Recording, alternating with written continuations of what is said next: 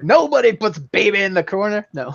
Well, baby got slapped down in this. You know what? Your Oscar speech sounded like a freaking Meryl Streep speech. Hey man, what can I say? It was. I thought I touched and moved you, Mr. GM and Mr. Player. Obviously, I was wrong. Well, she does touch and move me, just not the way she wants to. It's okay. It's okay. It's not for everybody. I understand. It might just be a moment on deaf ears. No. What you said? You said with raises. What's the like target standard? number is 25. 10, 20. Oh shit, Clay! Why are you doing this to me? 30 would give you an extra void. I can't use void on this either, right? No, you cannot. No, I won't do it then. So I will take it back. You both get one void back. I won't let you reroll. You made it. Okay, because if I have my 3 luck points and those are too precious to use on this, I can't use them on this. I suggest you save it and think things through from this point forward. I was gonna say, even if you don't get the raises on a tea ceremony, you still get the minimum of 1, right? No, because you decided to gamble. Okay, no, that I can't. Well, I couldn't remember. It's been a while since I've mugged around with the tea ceremony rolls. Yeah. I honestly, Andrew, I desperately need my. I'm not gonna make it through this if I don't have void. I've got 1 void point left. You could try to roll meditation.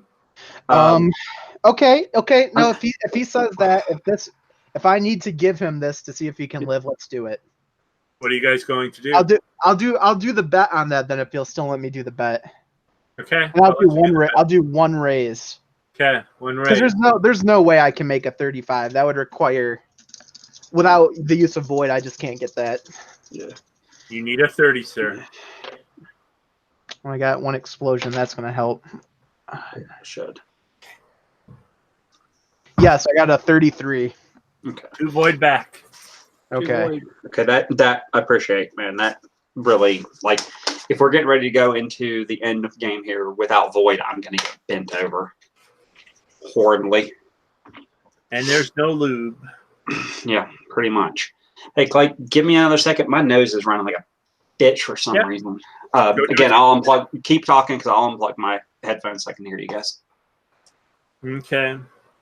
So we'll just assume that he is following you. What are you going to do, Hida? I imagine you're leading the way. Yeah, once we're ready, I will then carefully this time make my way to that southern stair, and I will be testing it before I go up on it.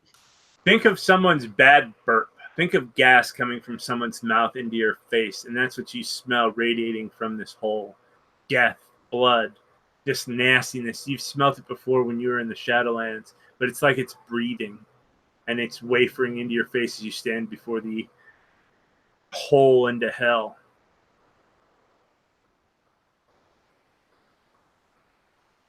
As you look down, you can see about 15 steps before the darkness takes it. How are you guys seeing, by the way? Do you guys have your lanterns and torches? I've got my torch. Okay. So with my Tetsubo in my right hand and my torch in my left hand, I will slowly start to go down 1 foot at a time, like very, very carefully in like a slow fashion, like I'm checking for traps, specifically collapsing ceilings or that sort of fare. I will give that to you. After your initial entry into the tomb, you're very wary. You're able to find that there are no traps. You descend 26 stones, and as you descend halfway through, you see those stones were lit, and you see that there are veins of jade written in kanji for the different protection signs, and they light up as you go down further. But then they start to dim as you go down.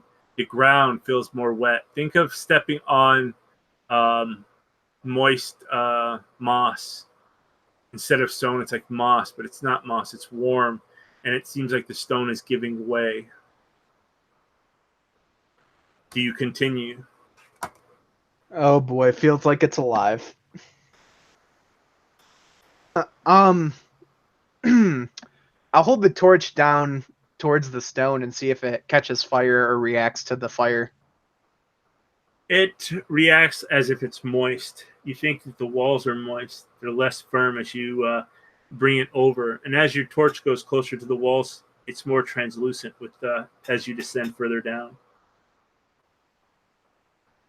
That's interesting. Yeah, I'll continue to go.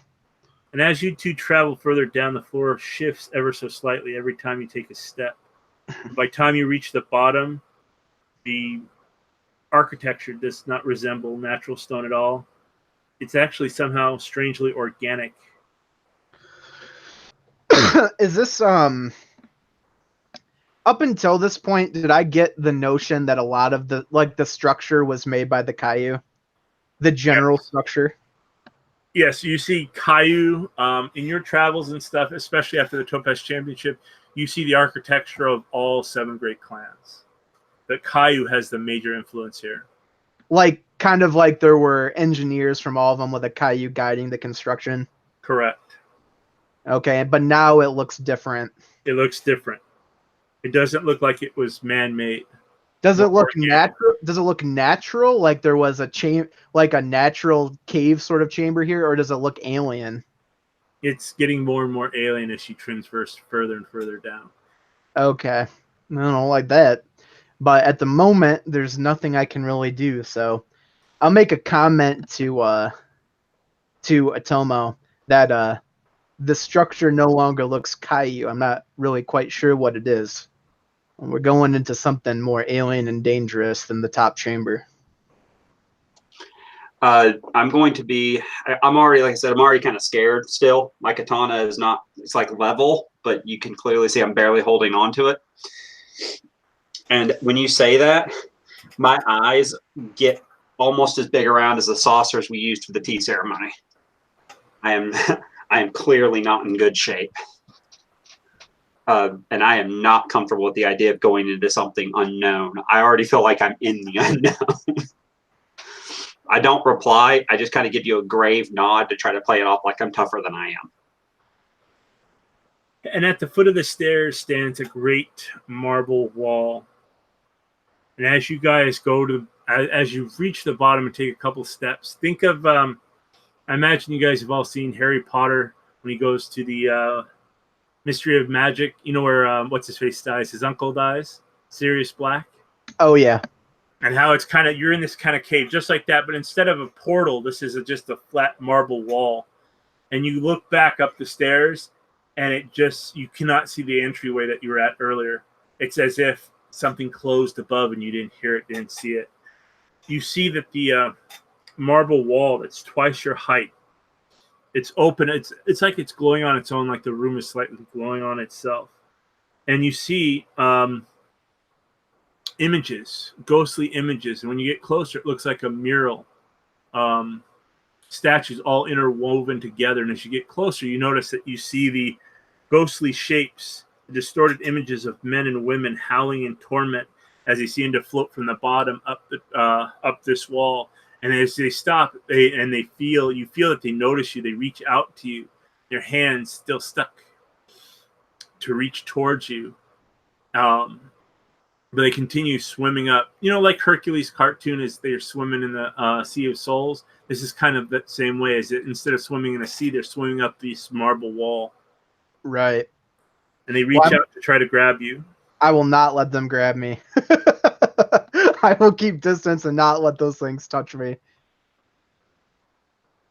I'm seeing souls go up the wall.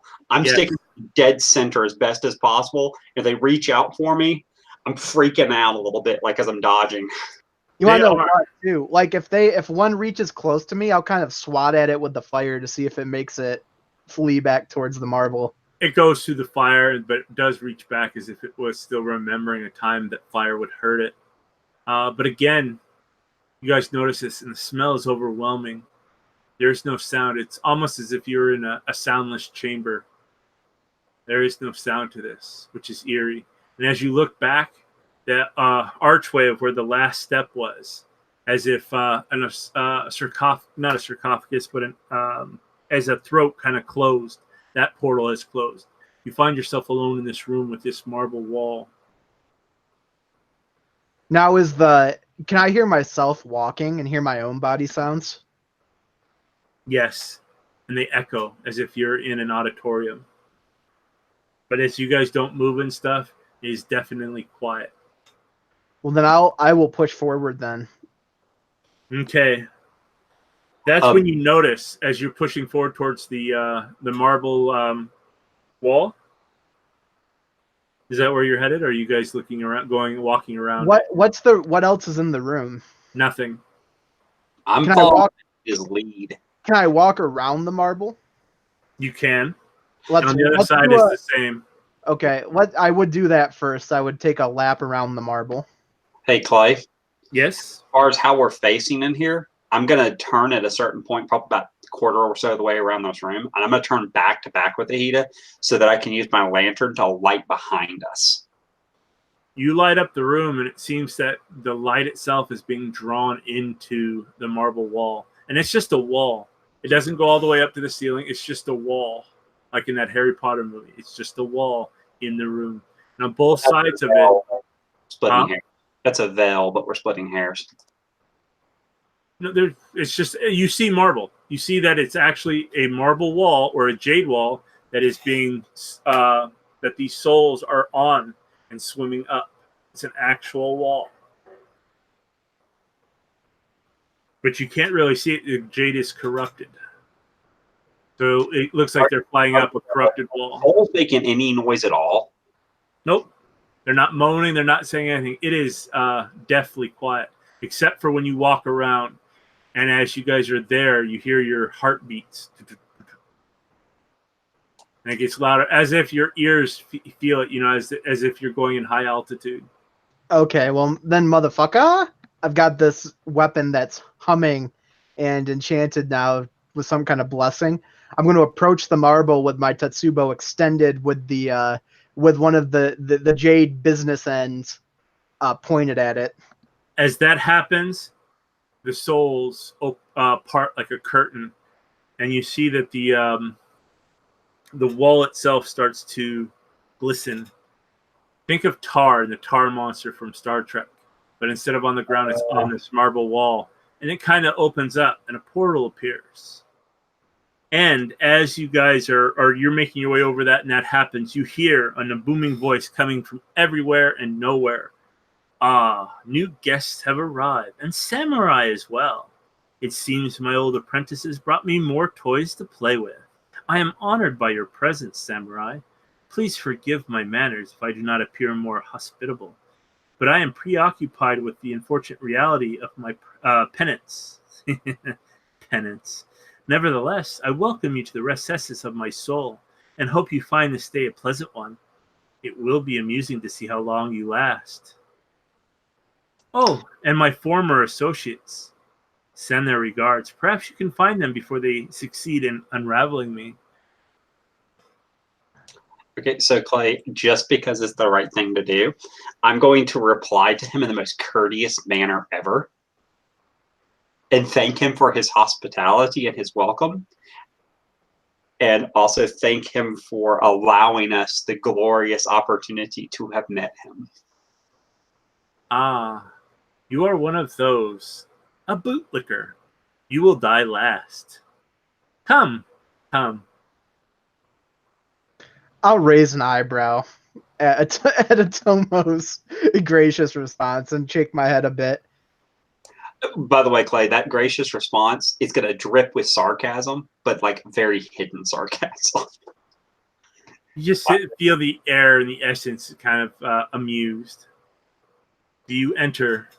This portal, I'm going to look at it. Can I use a Shadowland lore on it? You could use Bloodspeaker knowledge. Well, what I'm specifically interested in, I want to make sure this isn't just like a fucking portal to Ning-and-Do or something retarded, and I'm not just gonna like fucking trip into a death pit. Go ahead and roll. It's like, oh yeah, guys, here's a portal. It goes to somewhere else in the tomb. Only it doesn't. Welcome to the afterlife. Dude, as if I would do a nap thing. Can I just state that why is every session of this game involve the words murder hobo trap or murder room or death portal? These characters have got to be getting tired of hearing these concepts. No problem, man. I mean, Ning and Do, Ning and Don't. it doesn't. It's all academic. The portal's gonna kill us. 31. So what I'm hearing is this is like the fucking portal in Tomb of Horrors. It's just gonna eat us. You don't know. This time though, I'm not fucking risking my good weapon. I'm going to lower the Tetsubo and put it like kind of dangling in my hand with the torch. Mm-hmm. And I'm going to pull out my damaged Moto Scimitar. I'm going to stick the front half of my Moto Scimitar into the portal. As it gets closer and closer to the portal, it starts to glow. You see that the glow kind of envelops the blade, starting at the tip. The closer it gets, all the way to the handle, into the hilt. And as that light coalesces onto your hand, it's climbing up your arm. You feel warmth. You feel like celestial warmth, or like the warmth of Hades. You feel how can I interpret this? You feel, a child who knows that their mother is right outside while they're sleeping, keeping the monsters at bay. You kind of get that sense, that kind of warmth, a comfort. Okay, well then I will say back to the Atomo. Well, you know what they say, Atomo. Free rice in a bandit trap. And I'll just walk right into it. The moment Ego walks into it, I'm going to scramble through after him. I'm not being left alone in this creepy ass room. Fuck that.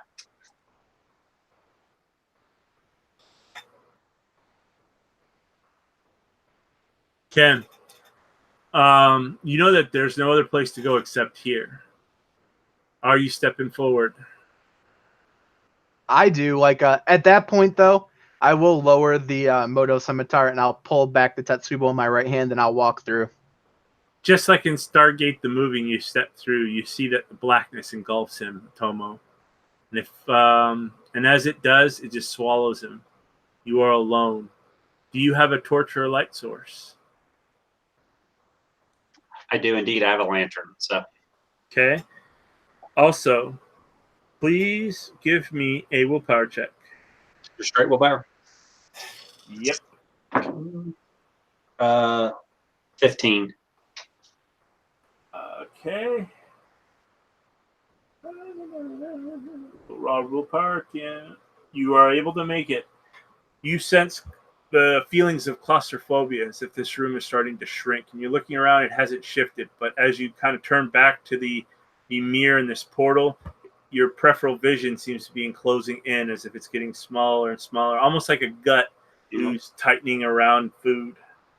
Yep. The moment that happens, if that portal's still in front of me, if I have to dive to the bitch, I will. Okay. With that, darkness envelops you all. 1, 2, 1 second. 3, 4. This is all random. I've got little 6, 7, 8, 9, 10, 11, 12. Your head ends up in the Valley of the Spirit. 13. Your feet end up and We'll make it 12. I need someone to roll a 12-sided dice. In the box set of the Tomb of Icheiban, it gives you dungeon tiles. Because this next part is all random. 8. 8. Ooh, 1, 2, 3, 4, 5,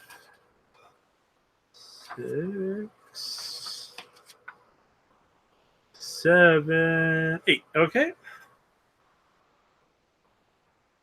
Let me take a picture of the map so you guys will have it. You just send it. Cover up the Cover name of it. I don't want to give it away. Could you please just tell us the secret? Could you?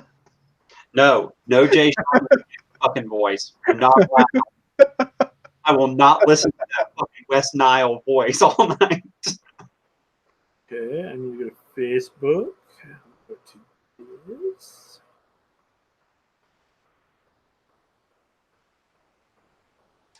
I don't know if that's actually what you were going for or not, but God, that. Oh, it definitely was.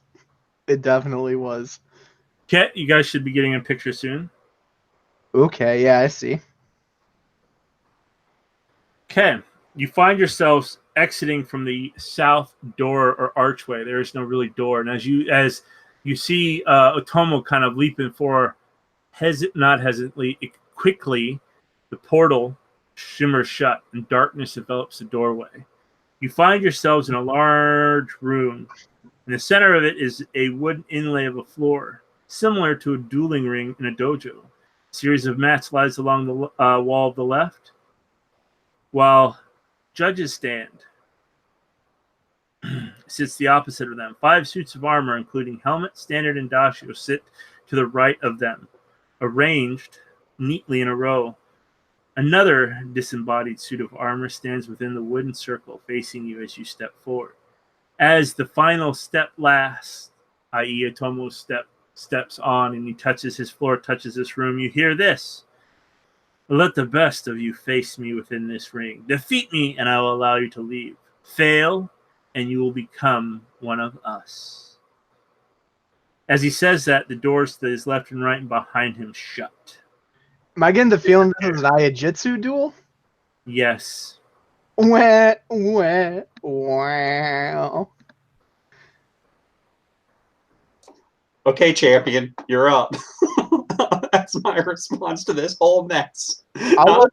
Mine. I look at Otomo and say, champion, I don't know anything about dueling. Oh, dear Lord. Neither do I. That's the sad part. Oh, Lord. Can I borrow your katana? I will gladly lend him the katana if he needs it. Actually, he'll have to take it because the guy we're fighting has a katana, doesn't he? Yes, he does. Oh, Yeah, wait. I think I can use my Moto Scimitar. You can in a Jitsu duel. But I don't know how badly it's damaged. Do I feel like Asana Wo repaired the scimitar as well? You don't think he touched it? Okay. Yep. I'll take your katana then if you offer it to me. Yeah, I'll offer it to you. So Clay, what would I need to do to make sure we set the rules of the duel properly? I don't trust icheiban. Sorry. You don't know, but this area seems like a duel. In most duels, you'd go into a ninjutsu duel, and 9 out of 10, the two of you realize that this is probably to the death. You know what? I'll try to name my terms. I'll say I will fight you, but it will be a jujitsu duel. No. I will fight you, but it will be a Tetsubo duel. No. I'll fight you, but it'll be a skirmish. You already lost, dude. He has to accept the second under normal world dueling rules. He doesn't say anything. Okay, so the best thing to do here is I'm gonna bow before him and give him tell him that because it's the proper way to handle it. Tell him that my champion will duel him. I don't care if that's what's actually going on or not. Damn it! Nothing happens. Nothing happens. Nothing's being said. Okay. I'll just kind of scowl a bit and say, "Since when did spirit armor have such a high sense of honor?" We still have that pearl. Don't forget. I'll take your katana then if you'll give it to me, and I'll fashion it to my side in sheath. I'm gonna give you the katana. I mean, I cannot fight this duel. There's no way in hell I'll be murdered, and then you'll get turned into a spirit armor. So yeah, I'll give you my katana. I'll trade you. I'll hand you the torch and the Tetsubo both. Yeah, the Tetsubo, my arm like jerks to the ground as I try to grab it one arm. Yeah, I'm not equipped to do that. You know that, right? I already have a lantern in my hand. I just want you to hold it. You don't have to carry it. Just keep it with you. When I realize it, I'm going to set it against my waist, and I'll have the torch in my right hand, and the lantern in my left. I'll do a little bit of warm up calisthenics. I'll drop down a couple times to my heels and stretch both of my legs, and then get into a sword drawing position for Iajitsu and say, "All right, we accept your duel. I will represent us both. Hide Kampachi." You've accepted the terms. And you see that it turns and gets into the position as well. The duel will begin. Jiu-Jitsu duel in 4th edition is a formal means of conflict resolution. So, on the first round of the duel, both characters enter the assessment stage on the initiative turn. Turn of the faster duelist. During the assessment stage, each participant assumes a centered stance and makes an Ijitsu assessment, awareness. So you're going to be doing Ijitsu / awareness, rolling against a TN of 10 plus their opponent's highest rank times 5. If successful, the duelist roll reveals any of the following information plus any additional information per raises. So what is your highest ring? My highest ring is ring, not trait. Highest. What's your insight? My insight is rank are you? 4. Rank 4. You're rank 4. Let me look at here. So okay, so what you need to do is go ahead and give an Ijitsu an awareness roll. I will do the same. I'm just going for your stuff. 4 times 5. So I need a 20. You're also going to need a 20. If you want to call raises, you can to get more information. I won't. My Ijitsu and my awareness are not great. Ooh, I got a 20 exactly. Okay. You can find out your opponent's void, reflexes, Ijitsu skill, any emphases that they have, their current void points, or the total void. You get 1 question.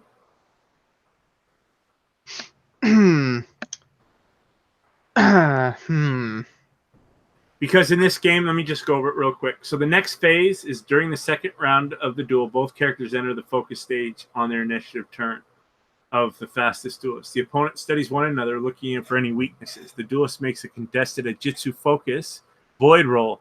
If one duelist beats the other roll by 5 or more, the duelist earns the right to make the first strike. He gains a free raise towards his strike for every additional increasement of 5 by which he beats his opponent.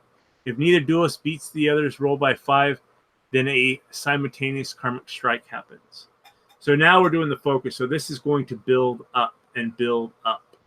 Yeah, I'm just trying to figure out which of those actually. What's his void ring? That's what I want to know. His void is 3. Evenly matched. Not great for me. What is your he got his 1. What is your Ijitsu skill? It's 1. Should be interesting then. Okay. You guys have gone this. So right now we need to okay, I need to make It'll be now. You guys do you have initiative right now? It's going to be since you've done it, since you won, you gain a 1K1 on sequential subsequential focus roll. Yeah. At this point, it is possible for either of the duelists to concede in defeat and recognize his opponent as superior. You don't know how superior your opponent is, neither does he know how superior you are. Okay, so go ahead and give me your initiative roll. Okay, that's one good thing about Yo Boy. Because of his scorpion training, he can roll some initiative. I'll tell you that. Yeah. Okay. All right, I got a 42. Okay. You beat him. Now we are on to the focus round. I've got to reread these rules. I think I'm a little off on the old. I'm trying to think in my head 5th edition, and it's really bothering my. And I even pulled up the Jiu-Jitsu dueling rules for 4th edition. They're wonky as shit, man. Okay, so right now, as you won on this check, you'll get an extra 1K1 and any other bonuses you get. This is going to be a contested Ijitsu focus, if you have focus, / void roll. If one duelist beats the other by 5 or more, that duelist earns the right to make the first strike. He gains a free raise towards his strike for every additional increment of 5 by which he beats his opponent. If neither duelist beats his opponent by 5, then a simultaneous karmatic strike takes effect. This doesn't make a lot of sense how this is written. So go ahead and give me your Ijitsu void roll. Ijitsu void. And do I get 1K1 to this? You get 1K1 to this, and anything winning the initiative would give you 3, so 4K. Okay, and I'm going to use a void point to increase my Ijitsu for this. Okay, I suggest you do that. Because I'm guessing if this guy's going around challenging people to Iajitsu duels, he's probably got fucking better than a 1. I'm just gonna guess that. That might be the case. Okay, and you said I get to make raises here, right? Yeah, you can. Since it is contested, you can do raises. Yes. Hang on, Clay. I don't think you're not supposed to make the raises call. It's just for every raise over I beat him. Over it. There you go. We'll It's go. It's shortfall. It's shortfall. It's for roll. every raise worth of shortfall. Correct, which would be a raise above your opponent's. Yes. Okay, go ahead and roll. This is the only time I think they actually use those rolls to Shujinja duels too. The third round both here. Okay, I'm going to use a luck point to reroll. God dang it. Oh, I'm down to 2. That one might not be bad. I got 2 explosions. Come on, baby. Ooh, a 3rd explosion off of that. 9. And then. All right, I got a 56. Come on, baby. You beat him by 10. Very lucky. Since he's 8K5. So you're getting a free raise and you get to make the first strike.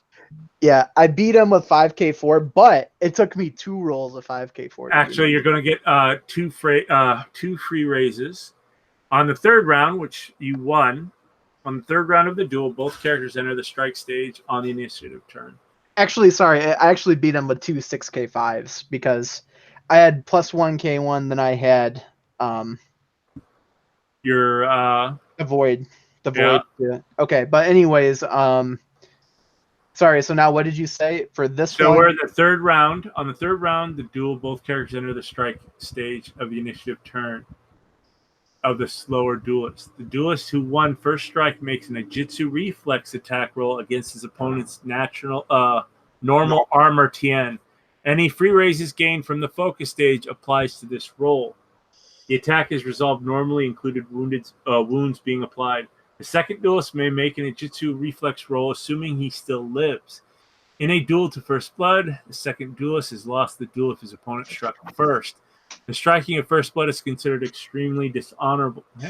Well, striking after first blood is considered dishonorable. In the event of neither opponent won the contested roll during the focus stage, both make their attack rolls simultaneously. And in an event known as Karmic Strike, Destiny has intervened and caused the duel to be considered dropped by both parties. Neither is victor of this, nor are they defeated. If neither duelist is dead at the end of a strike phase, and if the duel is to the death, the duel becomes a standard skirmish, continuing until the combatant is dead. Regardless of the result of the duel, the acting of striking counts as each character's action for this round. So go ahead, sir. Okay, give me just 1 sec. I'm trying to think here. So I can change my stance too, right? No, you have to stay in open through this strike. You're considered in center. You guys are all until I strike. Then after that, I can change my stance. After you strike, you can change your stance. Okay, but I do have 2 free focus raises, right? You have you beat him by 10, so you get 2 free raises. Okay, so I can use both of those raises to add a plus 1 K0 to my damage. See something real quick. For every raise made on the attack, you gain a bonus of 1 K0 to the damage roll. Wait, aren't katanas 1K1 when you use? Or no, that's using void. Never mind. Void, you can also use void. You can also use void to increase damage, but raise is only increase it by plus 1 K0. Yep. So you get so it'd be plus 2 K0. Correct. And no, I'm not using my last void on that. I've already wasted too much on this. So okay, I'll do that. I'll put them both to plus 2 K0, and then my void did not carry over from the last check yet, right? So I'm back to Iajitsu 1. Correct. Okay, and this is just an Iajitsu attack. Iajitsu, yep. Okay. And you got to beat his standard TN. So what is his standard TN? Which would be it's plus any armor. His standard is just plus any armor and all that nonsense, right? Yeah, it's standard what it would normally be. So Do my roll here. go ahead, sir. Go ahead. 24. I got 30. You successfully hit him. Go ahead and do your damage. Whew. So Katana's base 3k2, right? 3k plus strength plus if you put focus. I know how to calculate fucking. I'm just doing the math out loud. Sorry. We're like 70 You've been doing this game a long time. We're in 70 sessions of the game, you fucking idiot. I know. That was force of habit, not meant to be offensive. I just don't use a katana is why I'm asking. Yeah. And then my plus 2k is 0. Let me double check something here because I think I might have something that applies from one of my schools. Nope, it doesn't. It's scimitar only. That's okay. All right, here we go.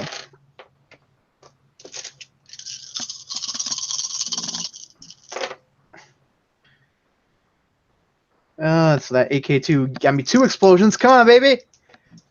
Come on.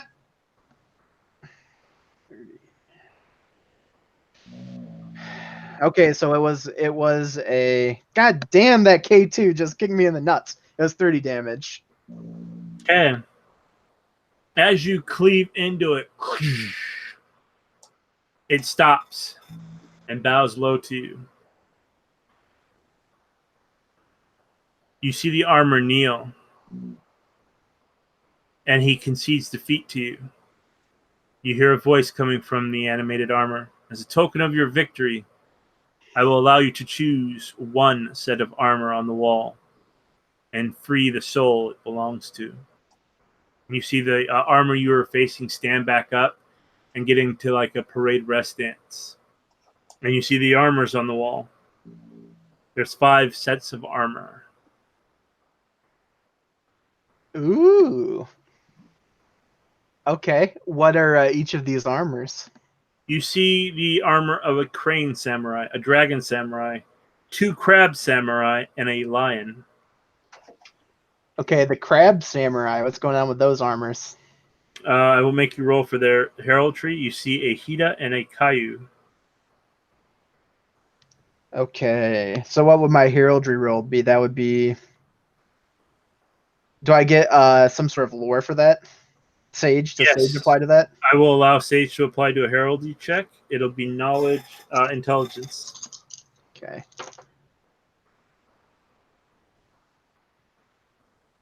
All right, I got a 25. Okay, you did the Hida first. Yeah, we'll say I did the Hida first. 25. I'll give you basic knowledge. It is Hida Shitoshi.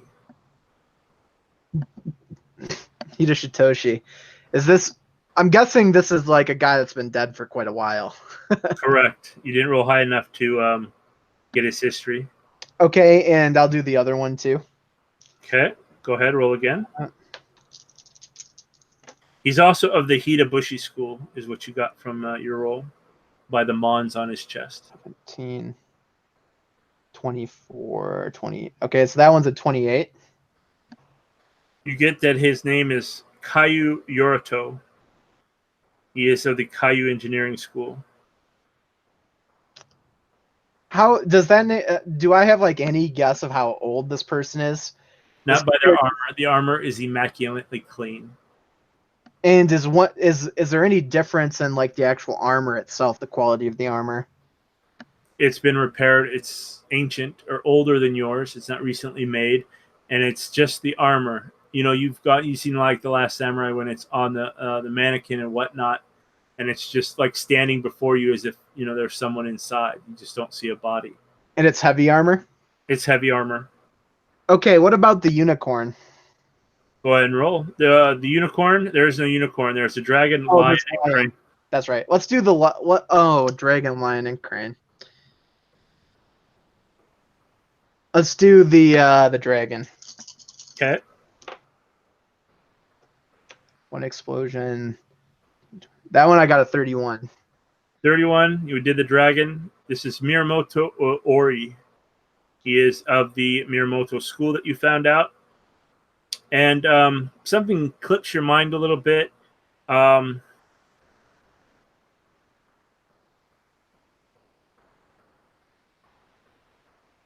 No, too low. Okay. Hey, Clay, Yes. with the lion armor, do we notice any similarities with it from the lion that we were betrayed by at all? No. Okay.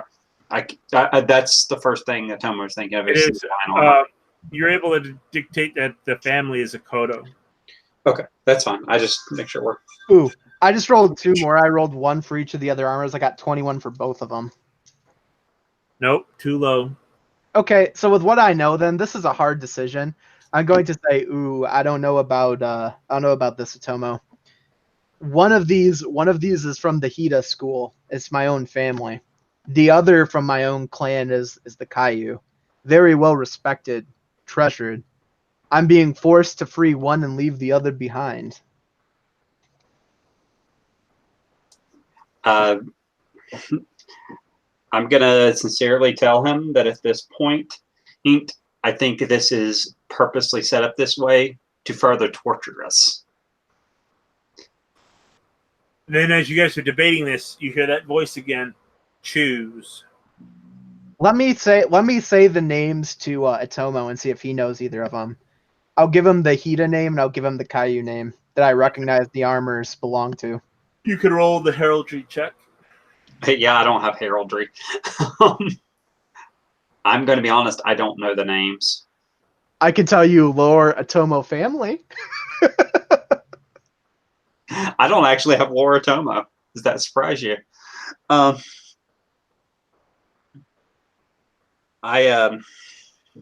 all the doors have been sealed shut. You find yourselves alone in this room. All right, I'm not going to keep the spirit waiting. I'll say I give this answer with a very heavy heart, but I have to choose one, so I will choose Hida.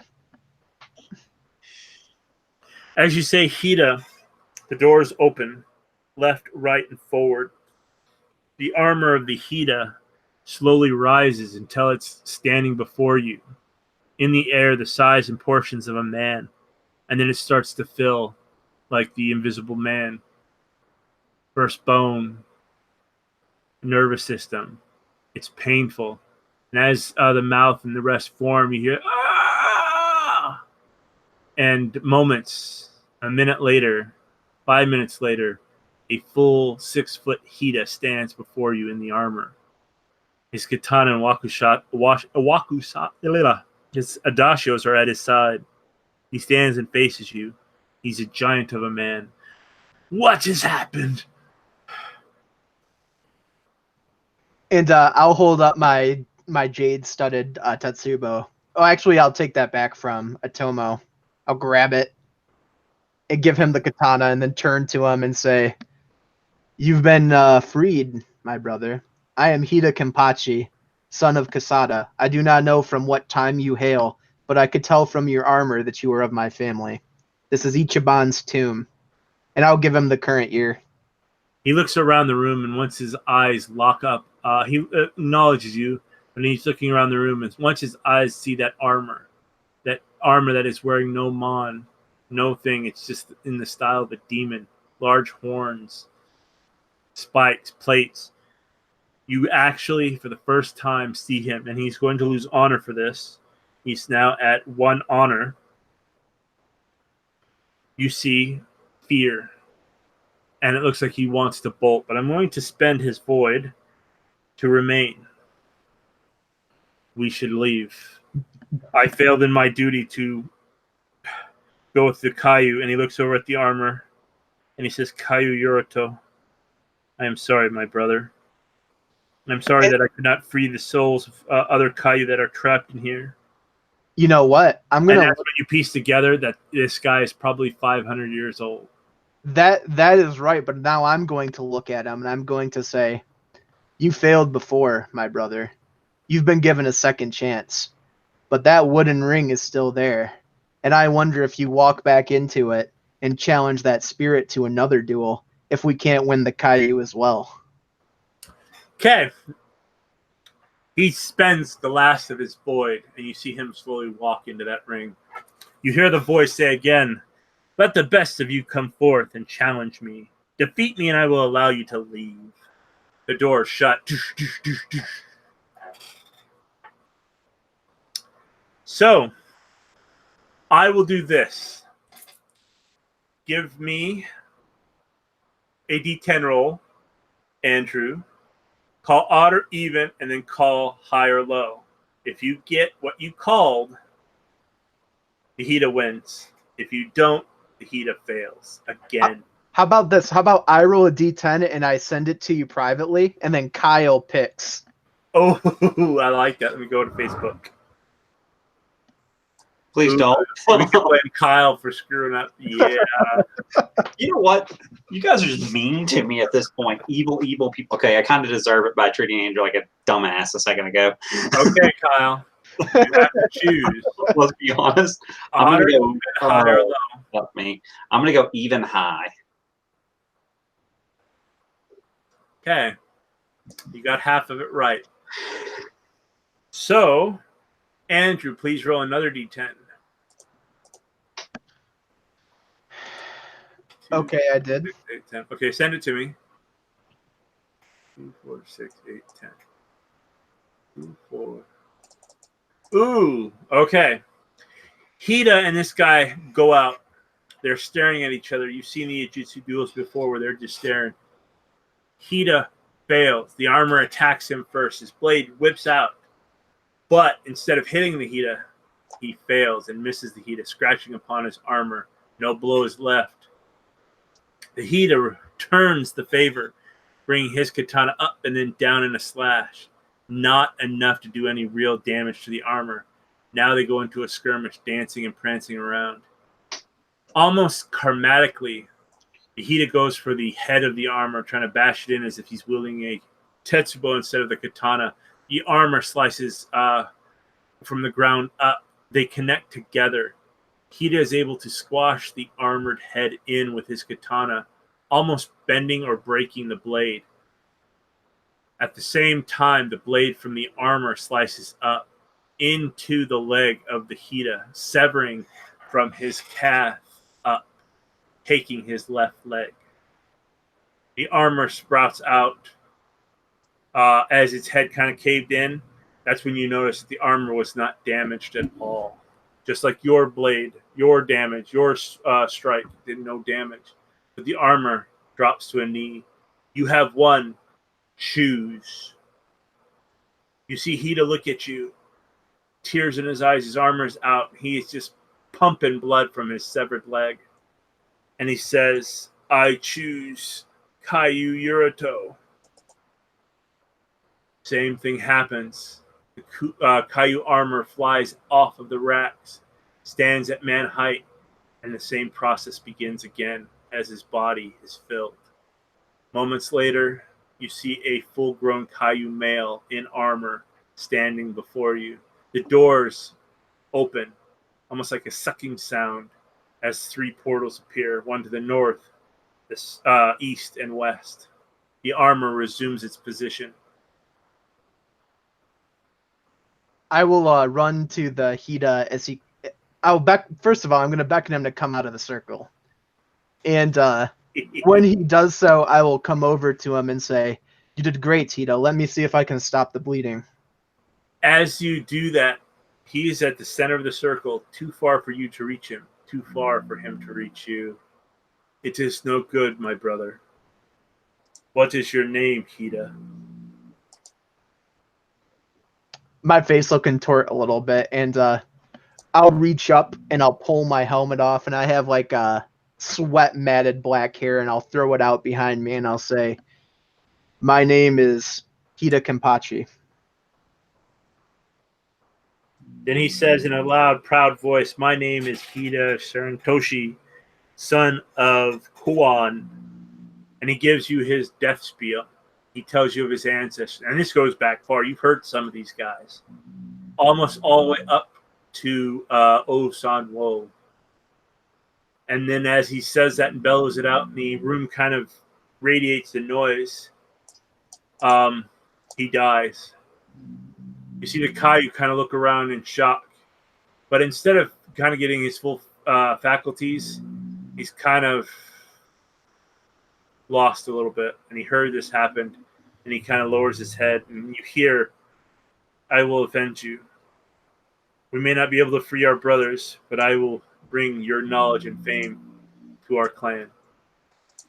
And he turns and says, Hida Kenpachi looks over at the Atomo, fails his role to recognize even the family crest because the Atomo is dirty and filthy, just like the you are.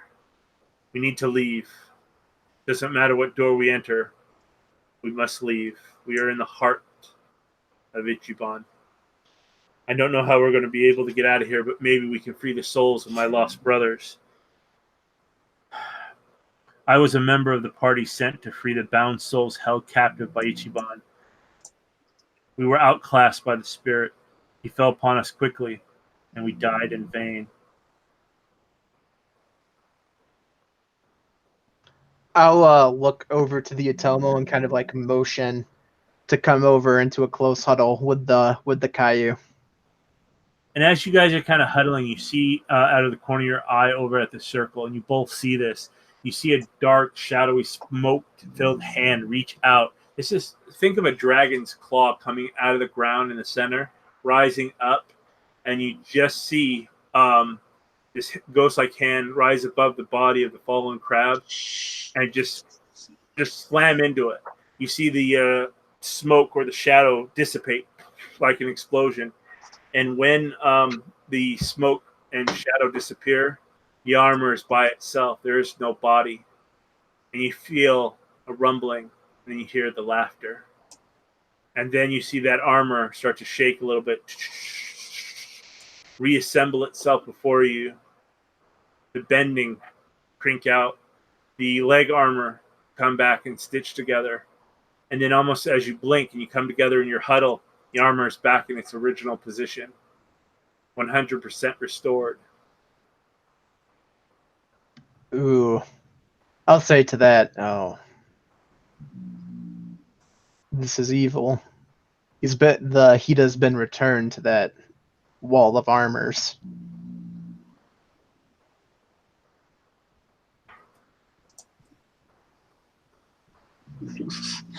This is no fun. I'm going to, if are the doors still open, Clay? They are. I'm going to suggest we continue moving lest something else happen in here that we can mourn fallen comrades later. I'm going to say to the Caillou, wait, you said free the lost spirits. Exactly who were you speaking of, Caillou? The other Caillou engineers, the Hida protectors and Yojimbos. He looks at the other armor, these lost souls. Icheiban has corrupted the tomb. His prison he has control over. He may not be able to escape, but he can control the souls here. As we go further into the heart, that is where you're going. I don't know why you would do such a thing. We will randomly be shot around. I don't know what Icheiban has done. He points over to one door and says, that may lead us to... I'm not sure. We must find his body and try to stop what is happening. I was able to hear some of what you said. Some of your thoughts have wavered through. If we stop Icheiban, will all these spirits be set free? We do not have the power to stop them. We are not the gods. We are not kami or spirits. We must keep him locked in. The tomb is to keep people out. Foolish people who are able to assemble the keys to enter are never going to leave unless they have. And he doesn't say anything as he looks. And it seems like the darkness is listening in, and it gets a little dimmer. Your lights go a little lower. How then, Caillou, are we going to free the spirits? It was a fool's errand we did. I have been tortured for many a year. My soul never able to go to its final resting, to be re-evaluated in the celestial heavens. The tomb has been disturbed. and it is possible that Icheiban will free himself by his apprentice. I'll look back over at the Hida's armor sitting up there again. It looks exactly the same as before. Yep. And I'll say, I just can't walk out of this room with that Hida's armor still there. If he was somehow re-put back together and bound to that armor again, I would be condemning him to an eternal prison. He looks over there and says, "You go. I will remain here and try to free my brother." I'll look at the Caillou. Does he look as competent as me? You look at his mod and all his other things. Caillou, he probably is the same rank as you are. But a Caillou, he's not a Bushi, correct? He's got a katana on his hip. He's got a katana. What about you said he's the same rank as me? Possibly by the markings on his thing, but they are old. What about his honor and glory? You can't tell. What about his? Oh yeah, you're right. Because I don't know anything about his name. Yep. Go. You have a duty to fulfill if you are here, as do I. I'll say my duty. I'll say, I've made a lot of mistakes over the last 2 years. Some people would say I've been dishonorable because of how I've behaved. I wasn't always a Hida, but now I'm a Hida. Icheiban, no Icheiban, the Akodo, damn the whole thing. Today I'm a fucking Hida first. And I go back over and I stand in the circle. Okay, I'm going to give the Atomo a chance to flee. But you see this, the breathing, the talking back and forth, and it's a bro moment. It's a bromance moment. And you think that both of them have nodded, and they seem to both start to step forward. But the Hida seems to have stepped one step ahead of the Caillou. What are you going to do, Atomo? You know if he steps across the threshold of the dueling circle, the doors close. Yeah, this thing will start all over again. What do you wish to do? Okay. I hate to do this to him, but this is actually maybe what I need to do.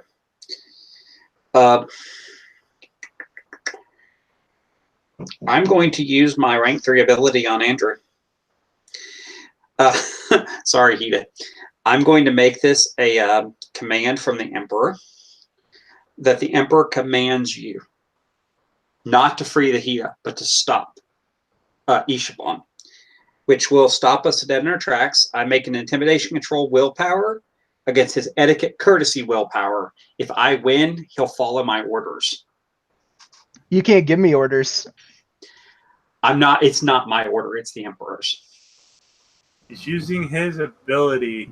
Yeah, I'm using my position as the voice of the Emperor to tell you to do something. Okay. So there's a mechanic to it, but I'm role-playing it out as well because I'm literally telling you to... You're going to need to use the mechanic on him. But yeah, if you fail, you are going to lose honor. We can role-play out my failure, too. I'm just going to let you know, Kyle, this is a big taboo. This is a no-no. You don't do that to player characters. Well, I'm trying to role-play it out, too. No. I'll role-play it out if you'd rather role-play it out. But I'm still going to say the Emperor is giving you a job to stop Icheiban. We can do it. I'm going to do it. But I'm just telling you, what you just did, that'll start fights with a lot of people. I mean, it's because that's one of the things that I do is I have the voice of the Emperor. I can role-play it out if you'd rather not do the mechanics. I don't care. No, we can do it. I mean, I don't care. What's my courtesy etiquette roll for it? It is etiquette willpower courtesy, and mine is I think mine's control, intimidation control. Double check mine again. Like I said, I don't. It's etiquette willpower for me. Yeah, it's etiquette courtesy willpower. Mine's intimidation control willpower. You had Benton's blessing there, Hida? Yeah, I did. And like I said, I'm not. Andrew, you played it up with me to know I actually don't prefer to do it this way. I hate it. That's the first time though I've seen you do something that was. Yeah, I don't do this. If it doesn't work, you will know, and you will lose honor on this. I don't lose honor for using control. Okay. What? You won't lose it as part of your school then. He doesn't have honor to lose. I do have honor to lose, but I don't lose it for using intimidation control like this. Okay, go ahead and make your roll. And whatever penalties you're suffering. I'm actually not suffering any penalties right now. Thank God. Okay, 17, 24. Don't say, don't give me the Sorry, I'm counting on. Send them, you can both send them to me privately. Okay. Yeah, like I said, I'm not, I promise, I was not doing this to be an ass, Andrew. I'm going to use a luck. Dude, I don't accept that explanation. I definitely think you're being an ass. I'm just letting you know that. I wasn't trying to be. I just, like I said, I'm trying to play this out the way the Atoma would do it. And unfortunately, there's a mechanical part of you're it. violating other character agency for a social role you're doing with a dice check. Like I said, if you want to role play it out, I'll role play the damn thing out. Nope, we're past that. We're past that. Well, I was just looking at the ability, dude, and like rules is written, you can do that. I'm just saying, Yeah, I don't. Well, you know me. I don't normally do it this way. I hate doing it this way. So it's not being done because I want to do it that way. You normally don't kill people, but sometimes I just kill people. Well, no, I mean I wouldn't do it this way if. That's why I'm offering. If you want to just role play it out, I'll role play it out with you. You already invoked the dude. Okay, go ahead, Andrew. You're rolling with it. I'm fine with it. And you can still. I need to make sure I understand. Hang on. Let me understand something about exactly how this works again, too. Check your ability, but Andrew's going to roll. Yeah. Okay.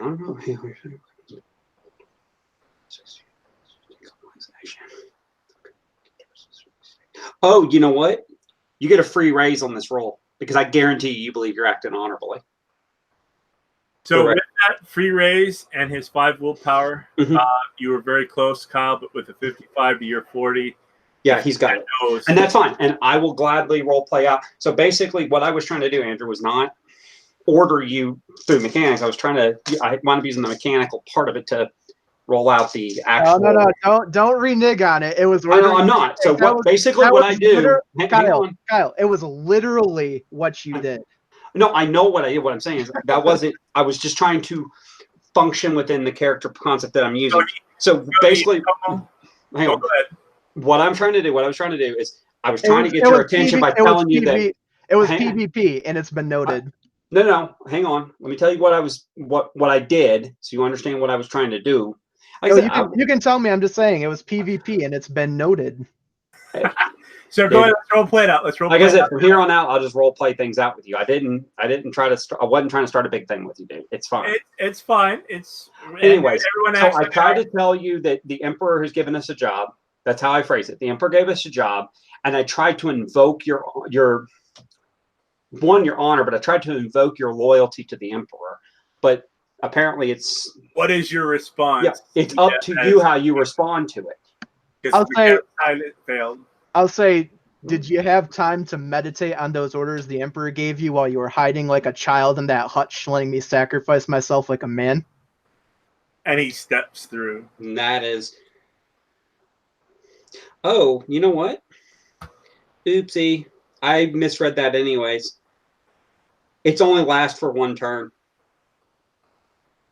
Anyways, I could have stopped you for 1 turn. I could stop you and get you to think about what you were about to do. It wouldn't have lasted. And he steps through. Yes. After his comment. That's fine. And for the record, in your comment, I flush deep red and show immense amounts of shame for that. Because I actually thought I killed you there. And as he steps through, the big moment happens. Caillou stops. You're able to go first. You are, and you hear again, let the best face me within this ring, defeat me, and I will allow you to leave, as if he's on repeat. We start again. Roll your initiative.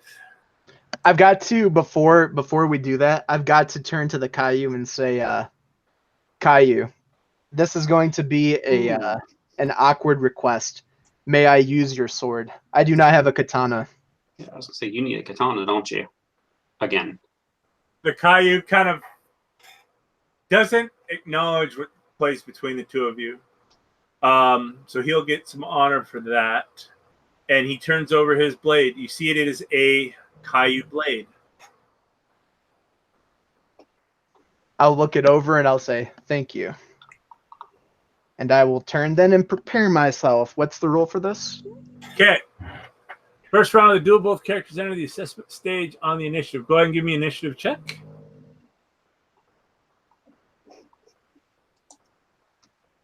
And hopefully you beat him, or you guys have a chromatic strike like your predecessor did.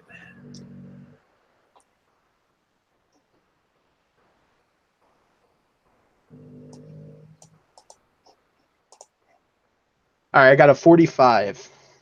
Okay, you can learn all his information.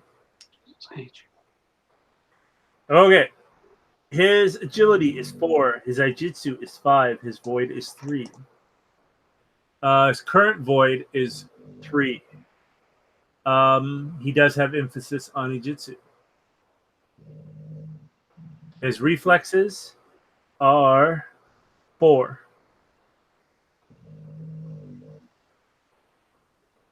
And we will go to the next phase. You won, so you'll get a 1K1 on the focus round. Now we are rolling the Aijitsu focus void roll. Okay, Jitsu Void. Okay. Okay.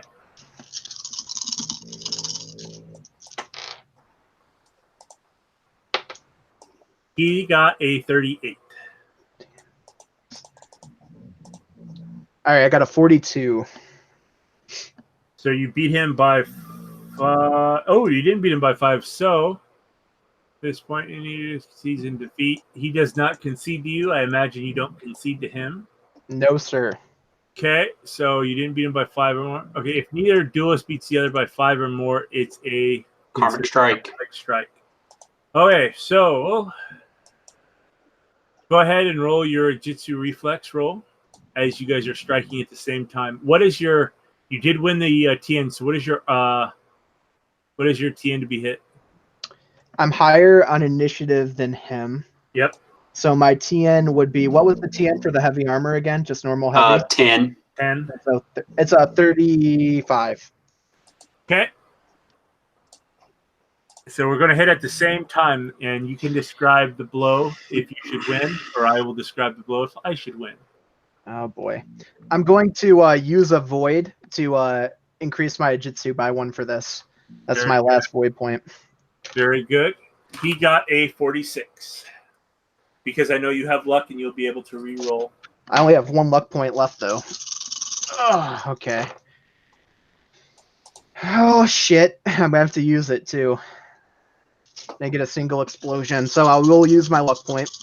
Yeah. There we go. That's better. But this is a normal attack. You know from battling him earlier, his TN to be hit is only a 30.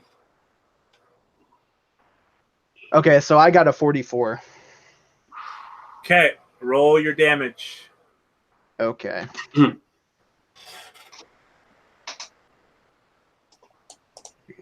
You're taking 30 points of damage from him, minus all your minuses and resistances and all that stuff.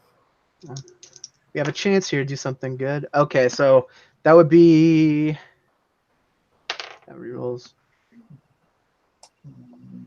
That was pretty good because I got 2 rerolls on that. So that's 1, 2. Oh my god, it's 30 damage. Describe how you hit him, and I'll describe how he attacks you. I'll go low with the Caillou blade. Like I'll do like a sword drawing technique that's really low. Like I'm cutting him across the belly band, like a disemboweling sort of strike. Nice. And what he will go is he will go low as well. So as you guys are coming close and your blades kind of ring off of each other, you hit each other in the same location. Where are you hitting him? He mirrored your strike. Mine will strike him from kidney to kidney. And his will strike you as well from the opposite angle. You took 30 damage. Where are you at after all your... I reduce. Okay, so I have. How much is normal armor reduction? 5. 5. Heavy? So 5, 10. I would reduce 10 of it, so 20. 1 sec here. So that's 7, 10, 3. So that puts me at grazed. as he grazes across your stomach, kidney to kidney, and you damage into his armor, but you know you didn't do anything to it. He kneels. Choose. And I'll turn with some blood trickling down my leg, and I'll point with the Caillou blade and say, Hida. This time it takes longer as his body forms, and as his mouth and his all the ligaments in his throat and stuff for him to have a voice box, he screams. Arr! Just stops for like 3 minutes before it stops. Do you step out of the pit or out of the circle? I do, and I actually calculated that wrong. I'm still actually healthy. I forgot. I wasn't looking at 25 for my first year, so I'm still healthy. I'm not even nicked. Yeah, Mr. 5 freaking Earth. Yeah. That's a lot of experience dumped into that. And he takes a while and he breathes back and he looks like he's scared. And it looks like he's defending himself from an attack, but he catches himself. He's back to normal. Again, this time it takes him longer to restore his sanity before you see that consciousness enter his eyes. He says, Hida Kampachi-sama. How am I back? And then you see Caillou kind of just reach over and grab him in almost this massive bear hug. And they're openly weeping. And I'll give the blade back to the Caillou. He says, a gift. And I'll bow to him and say, under the circumstance, I'm going to ignore general honor protocol here. I can't take this gift from you because there will soon be a time when you will need it, my friend. You see him kind of go over, and no, he doesn't do that. He looks at your back or wherever you got your Tetsubo slung over. You are a crab. It is a gift. Take it. I was never one great to use it. I did it for this mission. I trained for this mission. And you have restored my honor by bringing back my brother. Again, his arms are still locked around him. Say, well, I will not reject that order, that artifice. I wish you would keep it, but if you demand that I keep it, then I will accept it gladly. Thank you, Caillou. The Hida and the Caillou kind of nod, and they kind of start talking to each other. And you notice that they're using a version of cadence. And you are able to pick it up, Hida, because you were trained in it. Otomo, you catch some of it, but they're kind of using Pig Latin. It's almost like thieves can't, basically. Yeah. Every clan's got it, their own. Okay, yeah. It's so. If I'm picking you up right, it's basically I could probably speak a pidgin form of it, but that'd be about the closest I could get. It just seems that they're very happy to see each other. Okay, that's fine. I'm going to request that nobody re-enter the circle while we try to figure out which way to go. It is a random guess, says the Caillou. Any door you choose will be randomly taken somewhere else. I do not know what Icheiban has done. We've been in his belly for the last. And he looks over at Hida.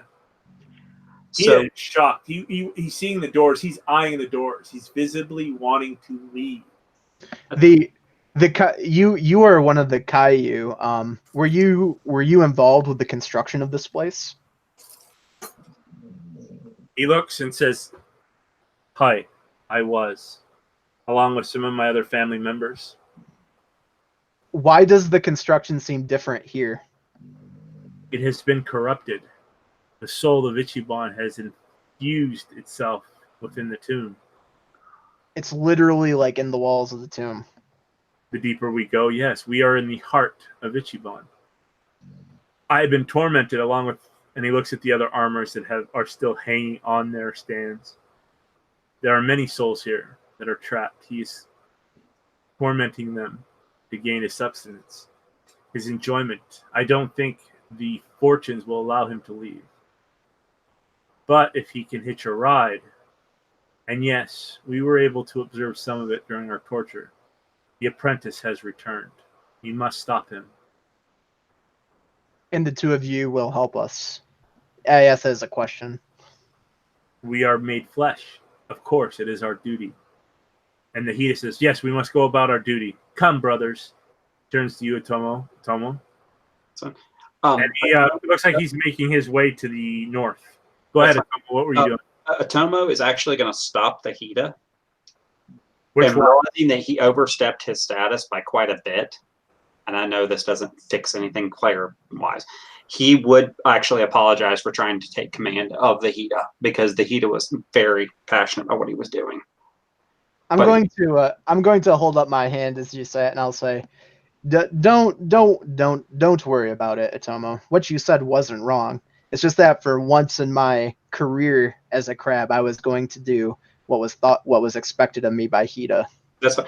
But as we begin to, if he begins walking away, and I'm going to begin walking behind him, I'm going to still tell him it's not my place to correct you. You know better how to survive this place than I will.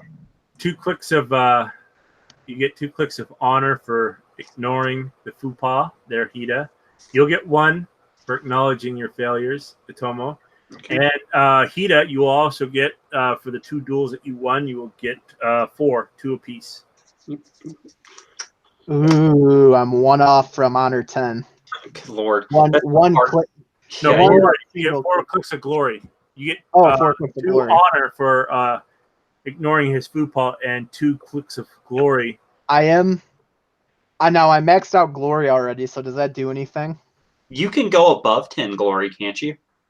10 is the max, but once it's officially acknowledged, and some of this he can't officially acknowledge because it would kill him. He'd have to commit seppuku if he would start bragging. Yeah, I was at the Tomb icheiban and I did this. All this happened. Yeah, this is true. Okay, I'll put a parentheses and start counting my clicks after 10. There you go. There you go. Yeah. Okay. If it ever gets out, we're both dead. Where do you go? If they're going to walk north, I'll walk around the circle and follow them north. Yeah, they're leaving. Are you all going? Yeah, I'm there. Unless I'll ask Atomo before we go. I'll say, is there anything else here, Atomo, or should we just pick one and go? According to them, it's not going to matter. So let's follow them. They seem to know what they're doing. Okay. They step through. Who steps through next and who's last? I was probably closer because I started following them. Now that there's more than one of us that are a Bushi, I'll let him go in the center. Okay. So Tomo, everything fades to black for all of you as you're the last to step through Hida. I need you to give me a D6 roll. D6? Yep. Let me get one out. Or just give me a number. Don't worry about it. Just give me a number. Don't worry about it. 1. 1. You find yourselves waking up in a bed, a tatami mat you're coming from, pushing over the covers. You're playing inside a large room. Other children are playing with you. As you look at them, hate fills your heart. Scorn. They ignore you. They hate you. But today, as if you have been lifelong friends, they're playing with you. You're playing games. You're playing Go. These kids, these memories are flashing quite quickly. And as you're playing, your play is interrupted with these other kids by an old lady who hobbles up to your group, full of smiles. Excellent news, young one, she beams. Hiro-sama's fever has broken. The Son of Heaven has been saved. Relief floods your limbs as you hear her words. What was the name of the emperor there, the Son of Heaven? Hiro-sama. Okay. Go ahead. Sorry, I just want to make sure I get the right name. Relief floods your limbs as you hear her words. Your brother is out of danger. Hooray, your brother has been saved. You turn to the others to share your joy, only to see them vanishing before you. They scurry away in groups of 2 and 3, dispersing to all corners of the grounds, all corners of this playroom. A few of them turn leering gazes at you, mocking you. Their earlier laughter now pointed at you. Wait, come back, you cry frantically to them, wanting them to come next to you, but they ignore your pleas. Desperately, you grab onto one, catching his kimono and turning him around. He looks with contempt in his eyes back at you, as if you offended him by touching him. I thought you were my friends. He turns to you, his head off to the side, and we thought you were going to be the emperor. And as you say that and you're filled with sorrow, grief, and rage, I need you to give me a willpower roll. Willpower? Yep. Oh, Christ, no. That's a 9. Okay. You fade out, your body wrecked with pain, rage. Go ahead and give call out a number 2 through 6, Hida. Oh, let's do 4.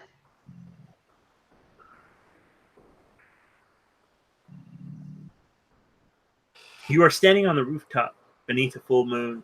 The breeze ruffles your hair as you survey the city of Otosanuchi, the emerald jewel, the heavenly city, spread out like a poisonous feast before you. The scars of 100 Mahu spells cover your skin, the kanji signs for all these spells that you have cast, decorating you like tattoos. And as you realize this, your mouth is chanting. You haven't stopped chanting. And as you chant, your chant fills the night air. You can feel the energy shooting through them. In the cemetery below you, your army springs to life. The greatest Bushi and Sekenjas of the past 500 years have become your instruments of death. And now, as you howl out curses at the moonlit sky, they take their revenge upon your enemy. The zombies claw their way to the surface as the first shouts of the Imperial Guards wafer through the air. They overturn their own gravestones as scent of fresh blood, living flesh enamors them to continue. And by your your instructions you have placed upon their unthinking husks to eat, to feast, and to bring back their souls. In a heaty night air, they seem like an extensions of your souls, embodiment of pain and injury that have been inflicted upon you. The first row of guards freeze in their tracks at the sight of these undead monstrosities you have launched at them, and you laugh aloud, knowing that for them the horror has only begun. The night freshly, and then it fades. Go ahead and give me a willpower check. I don't think you can fail it. Okay, I've got 5 willpower, so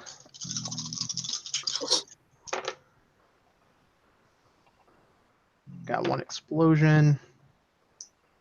Do you get a 15? Have you reached? Yeah, I get over a 15 for sure. Okay, you've come out of it. Back to you, Atomo. Sure. Give me a number 1 through 4. We'll do. Let's do 2. Split the difference. Darkness surrounds you, lit only by the faint glow of a single candle. You can hear the other monks on the floor above you going about their routine. Few know of this crevice beneath the monastery, and none suspect the terrible deeds that have taken place in it. Tonight represents a combination of thousands of blackest midnights. With a serrated knife, you carry a strange you carve a strange sigil into your flesh. The pain bites deeply into you. Blood wells out from your hand as you smile as it sinks to your very bone. Clutching your fist, you mutter a word never meant for human lips and close your fingers across the chrism symbol. You pass your hand over the candle, snuffing its light with your blood. As the flame dies, the sigil on your palm begins to glow, faintly at first and growing ever stronger and stronger, matching your heartbeat. Ignoring the nagging doubts that lurk in the corners of your mind, you plunge your fingers into your own breast. Skin, sinew, and bone melt before you, giving way to the magic you command. You slowly then, with delicacy of a lover caressing your own heart, beating within your hand, you encircle your fingers and pull. Your heart comes free with a slight tug, slipping past the hole in your chest into the waiting darkness beyond. You feel your soul freeze for an instant at the center of your being. You drop into oblivion for just a moment, and then, in your hand, your heart beats again. The blood in your veins begin to flow again, though your heart isn't there. It beats stronger and stronger, faster. You feel your heart wither in your own hand as the sigil carved into your palm burns its way into the tissue. It rhythmically begins to glow and beat with your heart. The bond has been made. With your free hand, you reach out and grasp a small box carved in oak, lined in silk. As you place your organ into it, you almost scream with joy, for none born of mortal flesh can hope to destroy you now. And I need another willpower roll. See if I can roll as bad as last time. That's a 15. Okay. We go on again. One more time, sir. For me or for Andrew? For you. Okay. 1 through 4 again? It is going to be 1 to 3. Okay. Let's do 3. Okay. Your body is strong, young, used to the exertions and toils of the flesh. It is refreshing for a change. The last one for far too long failed to keep going. Things have been quiet for a while, but it is time to move on. The witch hunter was sniffing around again. It was only a matter of time before she discovered your experiments. As enjoyable as it is, you cannot remain in this form for long. You need access to your books and privileges denied to you as a heman. working in the rice fields beneath your capacity. You cast your consciousness out beyond the farmland where your body labors in a nearby village. You come upon a Sekenja school. The simple cells and classrooms of Sekenja litter this area, along with a vast library of dusty scrolls. You pass all of them in a heartbeat. Someone here has what you need. A student, a teacher, a headmaster, a monk. Oh, there. As you race forward, the young man studying near the rock garden. He can't be more than 12, maybe 15, probably just past his Jinpaku. Few would notice if his studies were to take a darker hue. You smile as your soul leaps forward, watching the strong peasant collapse beneath you where he's overexerted himself in death. Good riddance to that poor body. From the air you spy your target again, and you move with speed of thought to his location. In a flash, you filter your essence through the prison of meat, bone, and spew, and you grasp the boy's soul. The sound of his screams are like wine upon your lips as you smother his life essence into nothingness. The last of his being sputters and chokes, making one final effort to avoid oblivion. In all is silence. You open your eyes, and you are studying a small scroll on how to summon the kami. Go ahead and give me another roll. Willpower here. 13. Okay, 13. Your void score is temporarily reduced to 1. My what is? What score? Your void score. Oh, Lord.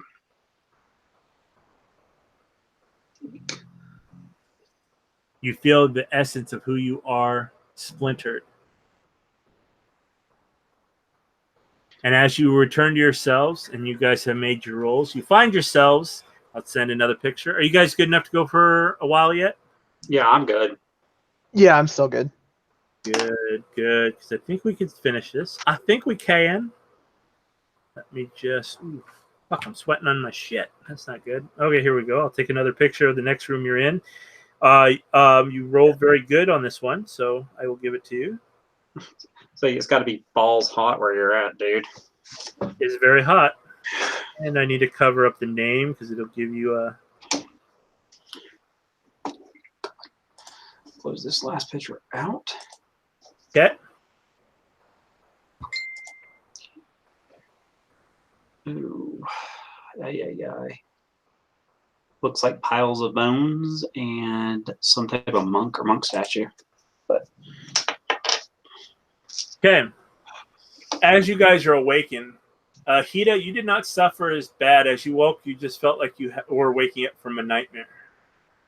None of you have resumed any void that you spent. Atoma, as you you find yourselves in the center of this room. The doors and chambers are sealed, again, as if a lip of a tongue or mouth has closed them. You see that you have 4 cages, one in each direction of where you're at. You see inhumanly shapes. Think of the demon from the Golden Child when he flies at the end. Oh, Brother Moomsy is sitting in the upper right-hand corner. His twin sitting in the lower left-hand corner. One stall remains closed. The bars are made out of some kind of bone or stone. And sitting at one, you see a being. As you look upon it, go ahead and give me a willpower check, the 2 of you. Actually, the 4 of you, I'll roll for the other 2. I really need to go higher willpower than this, but what are you going to do? Oh, that's not terrible.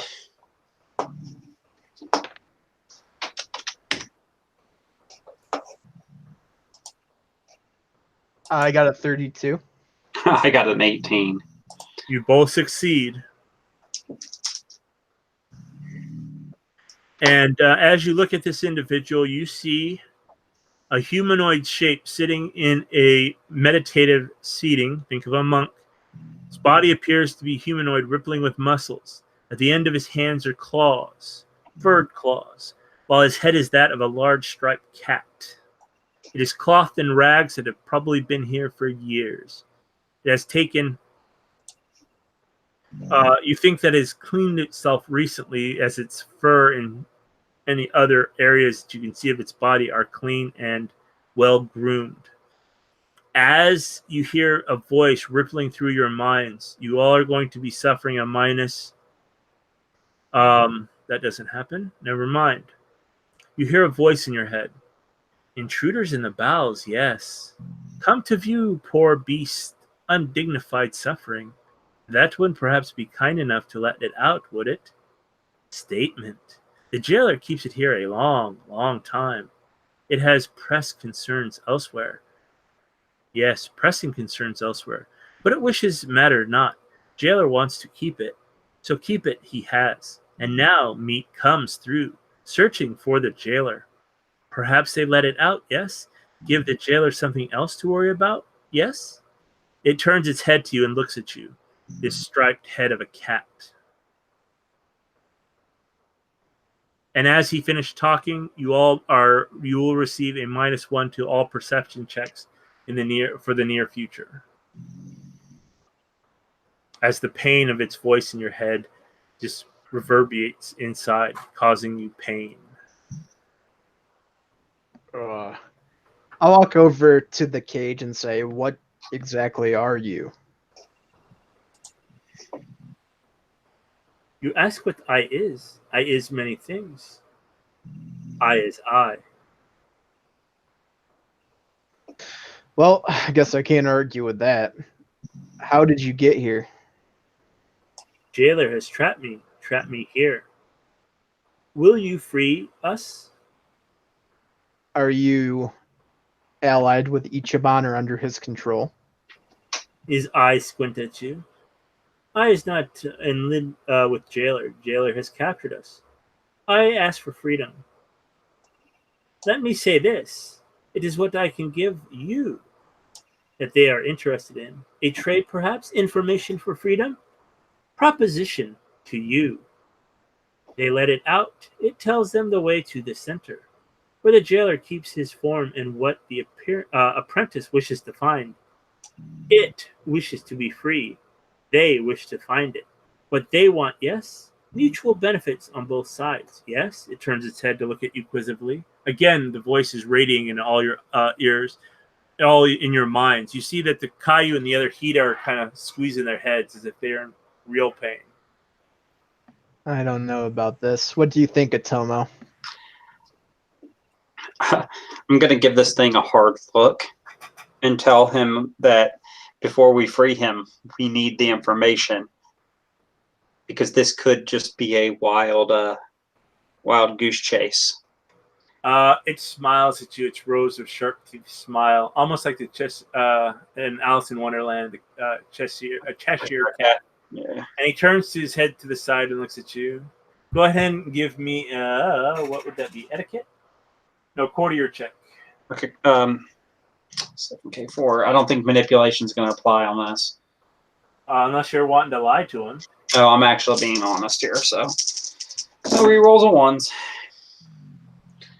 Keep 4, 6, 17, 23, 26. There's way too many 2s and 3s in there.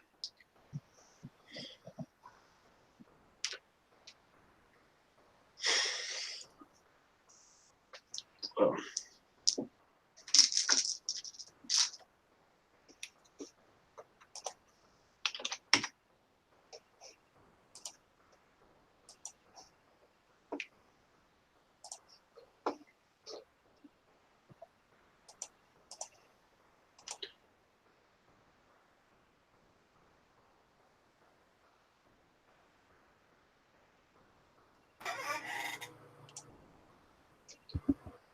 Did you catch what I said, Clay? No, go say that again, please. 26. 26. They are quite clever. It will tell. You must travel, but does it on its honor free? No, do they on its honor free it? Will you free I? Is there a gate to this jail cell? There's a huge lock. This is like a jail cell with a lock. It's a huge lock. That's fine. I'm going to examine the lock. Is it something we can break by sheer force, or do we need to have actual skill to do it? It looks like you could break it by sheer force, especially with the 2 Hida and the Caillou. Okay. I'm going to point out that we should uphold our end of the bargain. And At its worst, this thing will be loose inside of the tomb. At the best, it's giving us information that will allow us to accomplish our mission and free the people that are captured here. Yes. Yeah. What do you say, Giant Phase? Caillou, I leave it up to you. This is your mission. I have succeeded in mine. My brother is free. We will help you with any course of action you choose to take. Well, it's clear to me what we got to do. And I'll walk over and nod for the Hida to help me. Yeah, I'm gonna get back. I'm kind of standing close to the gate. I'm gonna back up lest anything fly up and hit me, or I get clubbed by a Tetsubo on accident. What's your intelligence, the two of you? I've got a 4. I've got a 4 also. Okay, the two of you realize that you're going to free him before he gives you the information. Oh, I'm not gonna open it yet. Okay. Yeah. The moment I realize that, I'm gonna give him a look almost into. He still has his eyes, right? He's not a skeleton or anything. No, he's a full-on. He is a humanoid cat, a tiger. Okay. Oh, I bet she's a rock Sasha. But I don't know what that is because I don't have Floor of Shadowlands.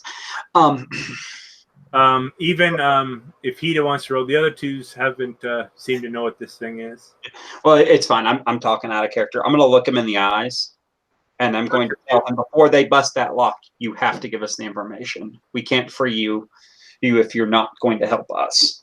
I'll tell the cat. My name is Hida Kenpachi. I'm the son of Hida Kasada, the champion of the Crab Clan. I say I'm going to do something, I will do it. Give him the information and this door will be opened. It smiles at you as you guys are doing this. He leaps forward. You don't even see him. He kind of is sitting on his ass cross-legged, and he leaps forward, grabbing the cage in front of you, and he smiles deeply. And in your head you hear, yes, I thanked him. Yes, I will tell you. A door to the north, door to the east, door to the west. You are in the heart of the jailer. It will take you back to same rooms. Yes. It will take you back to same rooms. You must close your eyes and let your karma guide you. Yes. Step forward, close your eyes, and think of where you wish to be. Oh, Lord. Now, free it. Real quick, Clay, can I go with a sincerity check to see if he's trying to lie? Go ahead. I don't trust this thing further. I can throw it. I'm going to be honest with you. Ooh, 2 explosions in there. That'll be happy. Oh, 3 explosions in there. That'll make me real happy. So 25, 35, 35, 43, 49, or 50. I'm sorry, 50. 7. It's being honest, but not 100% truthful. I.e., he's like you. Think of another courtier that is dueling in court. He's been honest, but you know that he's either not saying as much or said very little, but he's being honest. I'm going to ask him what he's leaving out. Point 1. I have been here a long time. It has been here a long time. You must want to go where you are going. You are in the heart. Well, let me put it like this. You need this door completely open to leave, and we need you to be completely truthful for us to get to the center. So I can open this door a crack and make sure it doesn't open any more than that and see if you can squeeze your way out. Or you can tell us all the information. You are quite smart. They are quite smart. You are quite smart. He turns his head to the side. It will tell they. You wish to go to the jailer, and you must have faith that it is taking you to the jailer. The jailer controls this area. Yes, it has captured it. It has stopped it. The jailer has been very bad, very bad. But if you wish to go to jailer, close your eyes and step through.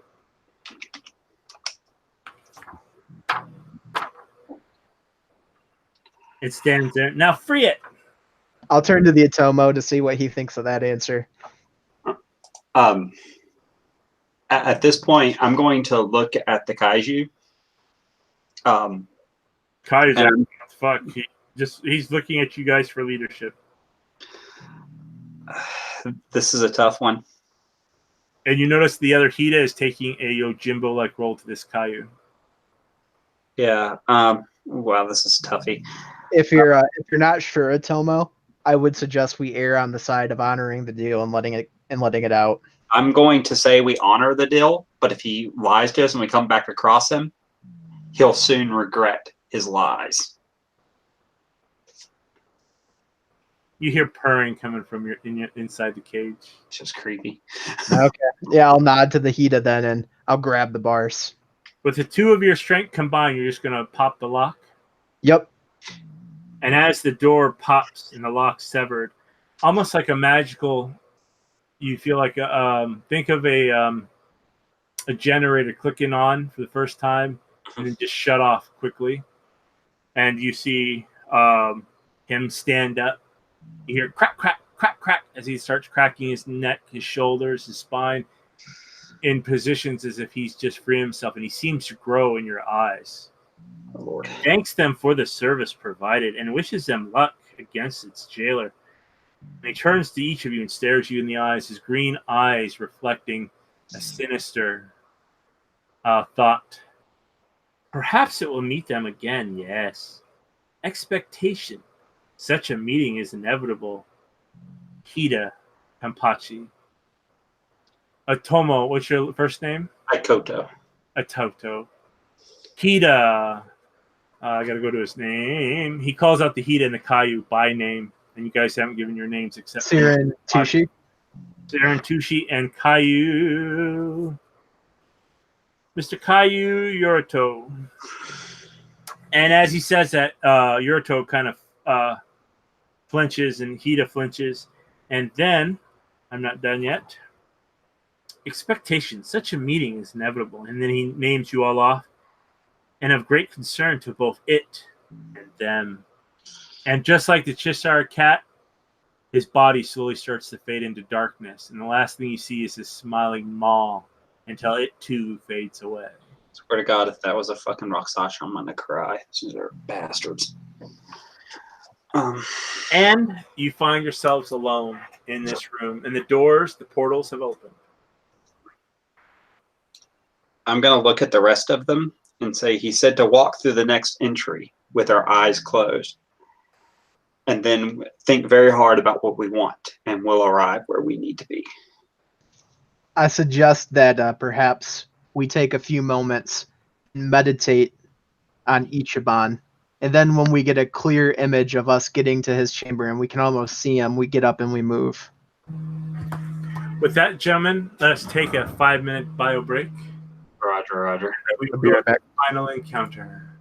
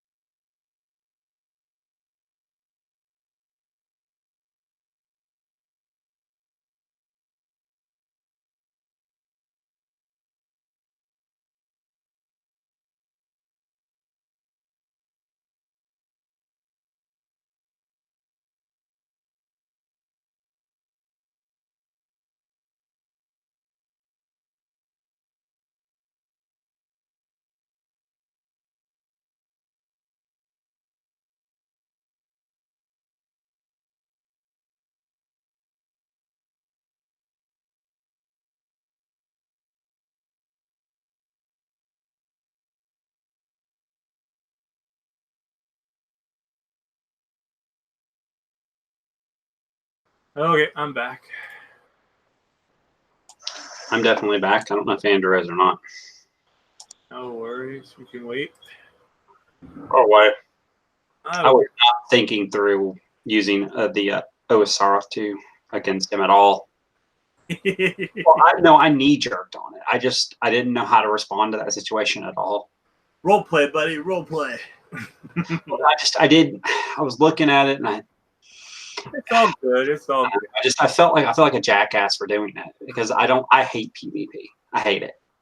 The worst thing that you can do in a game. Shit happens, and he played it nice. But He wants to embarrass you later, you know. I just feel like an asshole. I don't like doing that to people because I know how I feel when it happens in games with me. I don't like it at all. I think it's stupid. I don't think there's ever really an excuse for it. Well, most times, unless it's the issue's pushed, I have people role play it. If they don't want to do it, you don't do it. Well, like that's If you activate a power.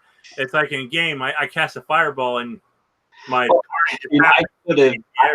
I could have attempted to use the Orasatu without the roll and just role played out how he reacted to me attempting to use the Orasatu. Saratu, or how the hell you fucking pronounce that goddamn term. I'm sitting there looking at how it works and I see the mechanics and I immediately jump to the mechanics, not thinking about the fact that it's another player character. I should have just role played out what I was trying to do. It's all good. It's not all good. It actually, I think, really upset him because I know how he feels about that shit. I don't feel much different than he does. I actually don't. Move forward. I don't know, it just makes me upset because I feel like I fucking pissed on him and I didn't mean to. At least you offered him a hanky.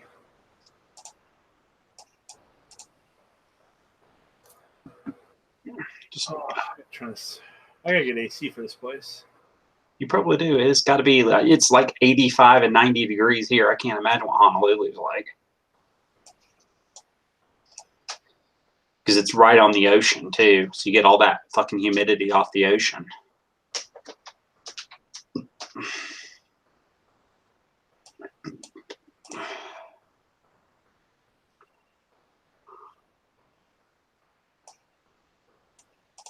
All right, guys, I'm back. Real quick, Andrew, good sir, I'm going to say this with you in the call. I'm going to apologize to you openly for PvP, dude. I fucking hate doing that, and I knee-jerked into it. Oh, dude, it's not that big of a deal. I was just calling it out as PvP. I know, like, I didn't think it through very well. We can talk about it after the game, yeah. It caught me off guard because I was like, I don't know if that kind of game. It caught me off guard, too. I was going to use the ability, and I wanted to role play it out, and then I saw there was mechanics tied to it, and I immediately jumped to the mechanics for some stupid ass reason. Yeah, it's no biggie. I don't hold a grudge. I know how I feel about it, and I know how you feel about it, and I don't like it any more than you do. So I just want to make sure we clear the air on that. I feel like kind of an asshole for having put you in that situation. Nah, dude, it wasn't that big of a deal. I just wanted to make sure you understood I was viewing it as PvP. You're fine. I just want to make sure you understand. I don't normally do that. You know better than that. Normally, I don't know why the fuck I didn't think that through better. I think because I just kind of got stuck in a situation where he was like, "What the hell are you going to do?" I'm like, "Oh." I did not know where to go with that. I didn't want to leave you there and wander through the tomb of icheiban by myself. But at the same time, how do I get you to come with me? Probably should have just let you do it, unless you got killed. In which case, then we have a real problem. I'm already in the tomb of icheiban. Necromancy seems like a good idea. Yeah. Just saying. Dude, if I'm already going to commit seppuku for being in here, resurrecting you from the dead is not an inviolable option. Right? I need to look something up quick, too. Okay. All right. So, do you want us to do an actual meditation roll for this, Clay? Meditation for what? Okay. I want to meditate I want to try to do some mental what do we call it? Transcendental meditation. I want to try to vision a chamber with icheiban in it. Very good. So go ahead and give the roll. I'm going to say that the target number is 20, but if you should do raises, you have a better chance of ignoring the random rooms that this power draws you on. Oh shit! Hey Clay, Yes. while we're talking mechanics and doing some stuff like this, I need to give you a heads up. I keep forgetting I have it too. I have low pain threshold, so my target number adjustment should always be an additional 5 when I get injured. Ooh. Sounds good. So you are hurting, sir. Well, I'm actually held up to being no penalties right now. Actually, it'll be a +5 penalty because I am injured a little bit. I'm considered. Oh no, I'm not. I'm actually considered healthy. But if I take one more wound, it'll be +8, not +3.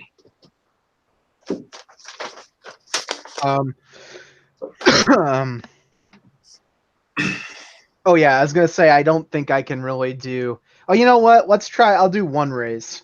Yeah. Let's try one raise.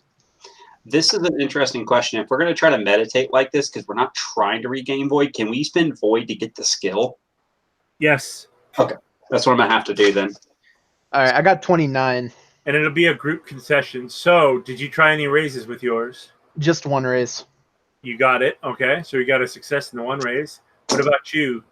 I'm not calling any raises because I had to spend void to get the bloody thing anyways. 25. You were able to get your one. Hida failed, but Caillou succeeded. So you're going to be able to ignore 3 rooms, but you're going to pass through them, let's say, spiritually.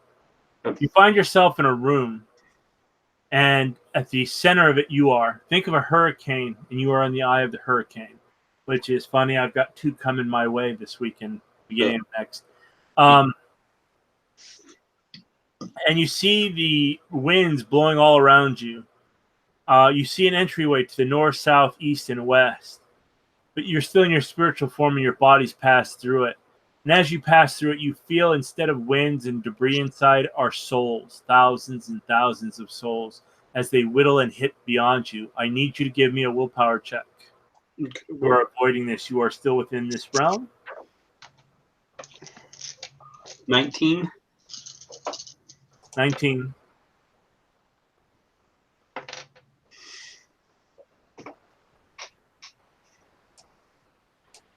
Uh, 37. 37. You're able to make it. You both make it through without suffering mental damage.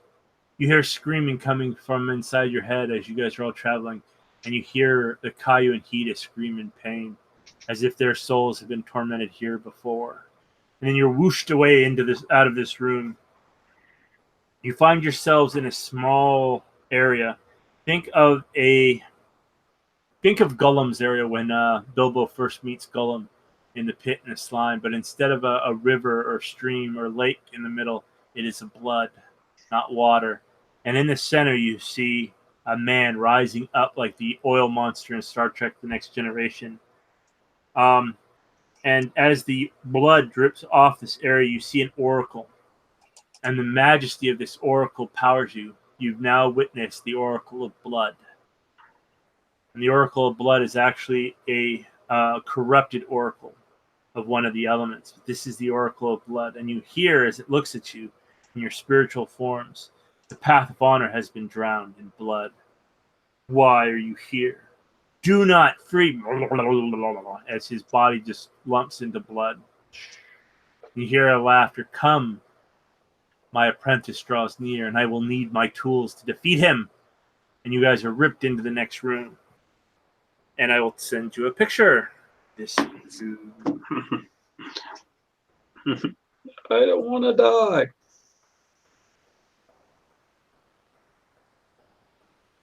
And we will go to Facebook and go to that and go to you guys. Okay, I sent it. You guys should be receiving it soon. Just close that down. Read on the phone. Close and there. Okay. You forgot to cover the room name. I hope that's not a big deal. That's fine. The room is the Secret Heart. You guys are at the Inner Sanctum.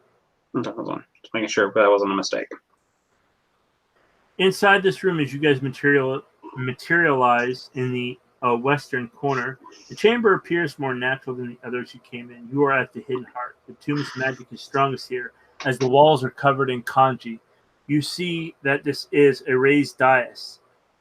It's raised probably as if a giant could take 2 steps and get on there. And you see a jade sarcophagus. On the different steps, you see bodies.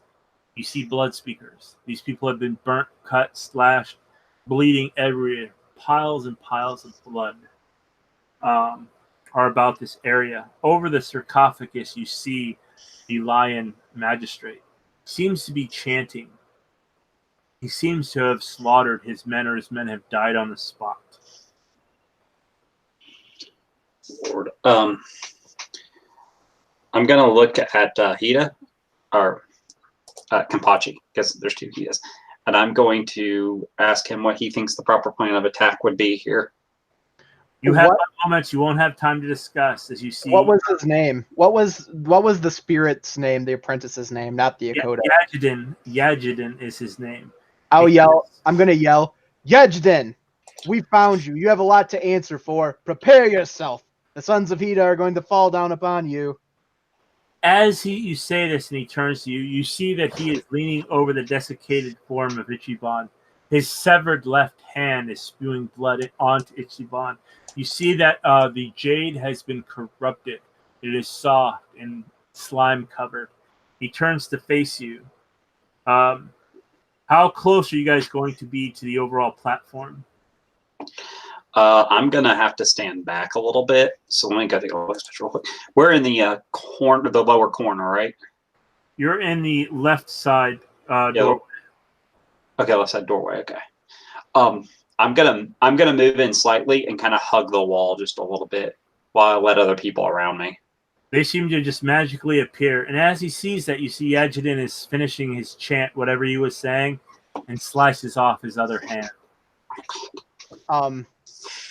Me and I believe the other Hida, if he's following me in lockstep, are going to be walking aggressively towards the sarcophagus. Okay, you see Yajidin turn to face you. You will not stop the spell. That's when you hear, my tools have arrived. Let us see who is victorious. This voice booms upon the area. At this, I will need initiatives from everyone.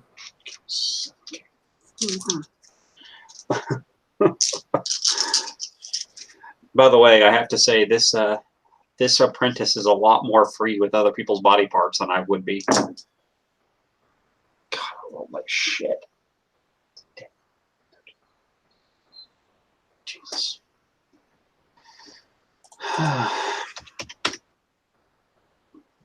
34. Yeah, 24. 31 for Yajidin. And the Hidas and Kai will go last. So go ahead, Hida. What are you going to do? I'm going to take 2 really big bounds to get up there at the dais and take that Tetsubo 2-handed and try to fucking smack this guy off the sarcophagus. Okay, go ahead and give me a roll. Yeah, now we're talking.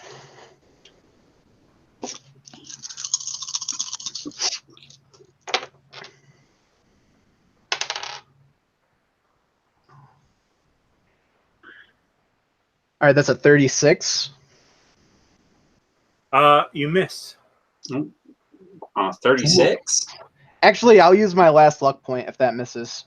Okay, you are able to do so. Fuck, I want to hit this guy bad. No luck and no void. Don't worry, I'm running low on the way too. Ooh, I don't know if this one's even gonna hit. 40. 40 is a hit. Oh shit! I'm guessing just barely. Yes. Yeah. Yeah, baby. Not feeling confident about this fight, I gotta say. How do you think I feel? I have 5K3 to hit a 40.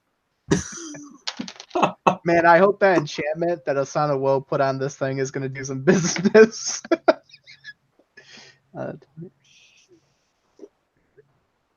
Alright, so 35 damage. It goes through his carapace, and you kind of bash his face. Now, I don't know if you watch Pirates of Dark Water.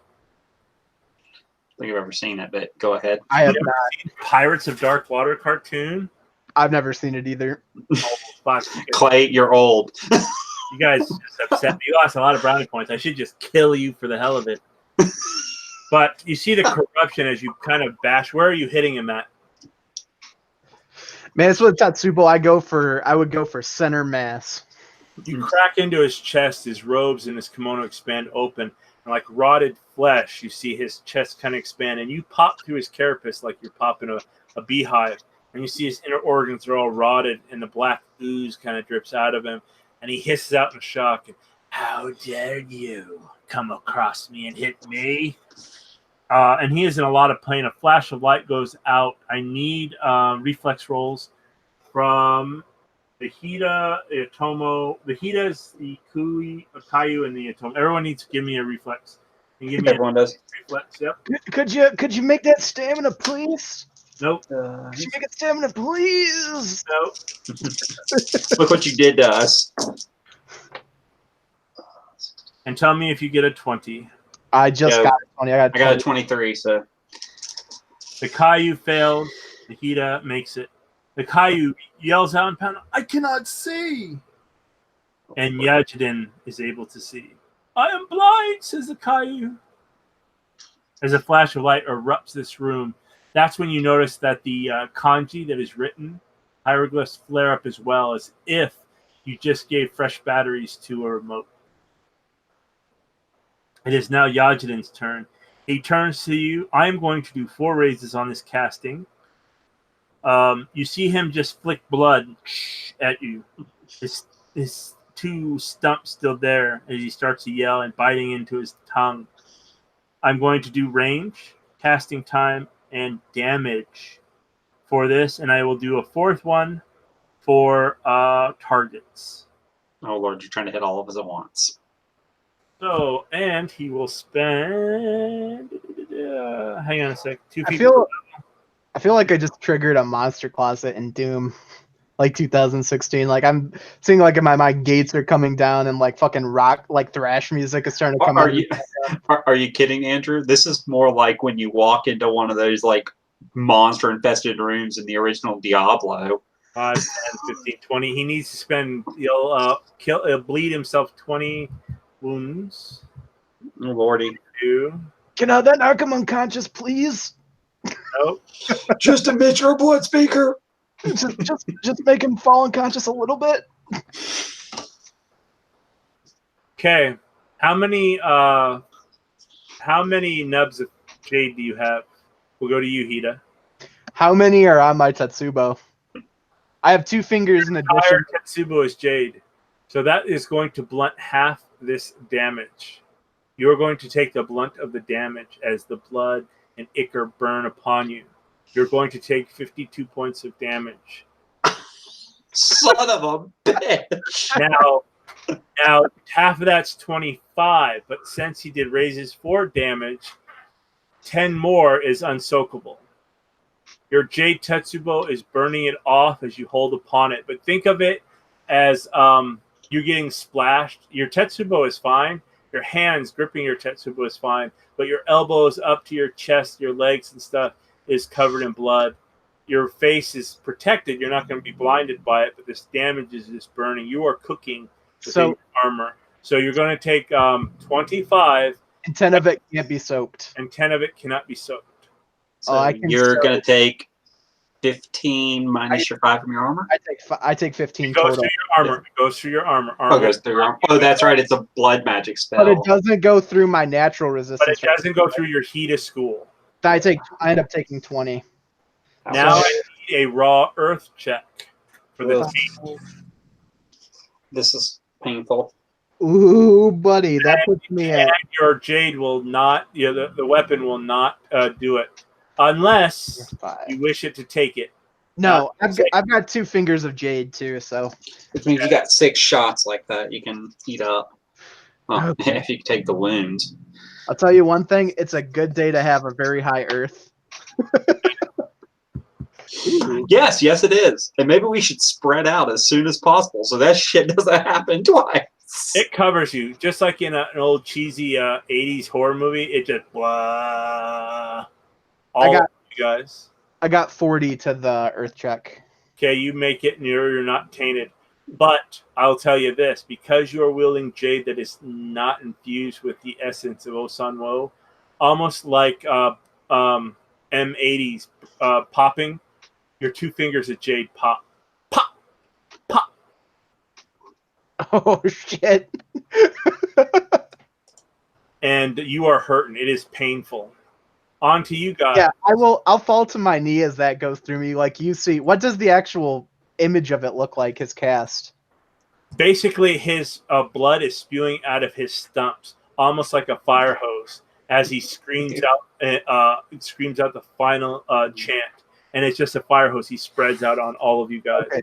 So I'll fall to my knee and hold the Tetsubo up and just take like a ton of this fucking spray on me. And I imagine as I'm doing it, like my shit's burning up towards my chest as it like hits my armor and goes around my hands.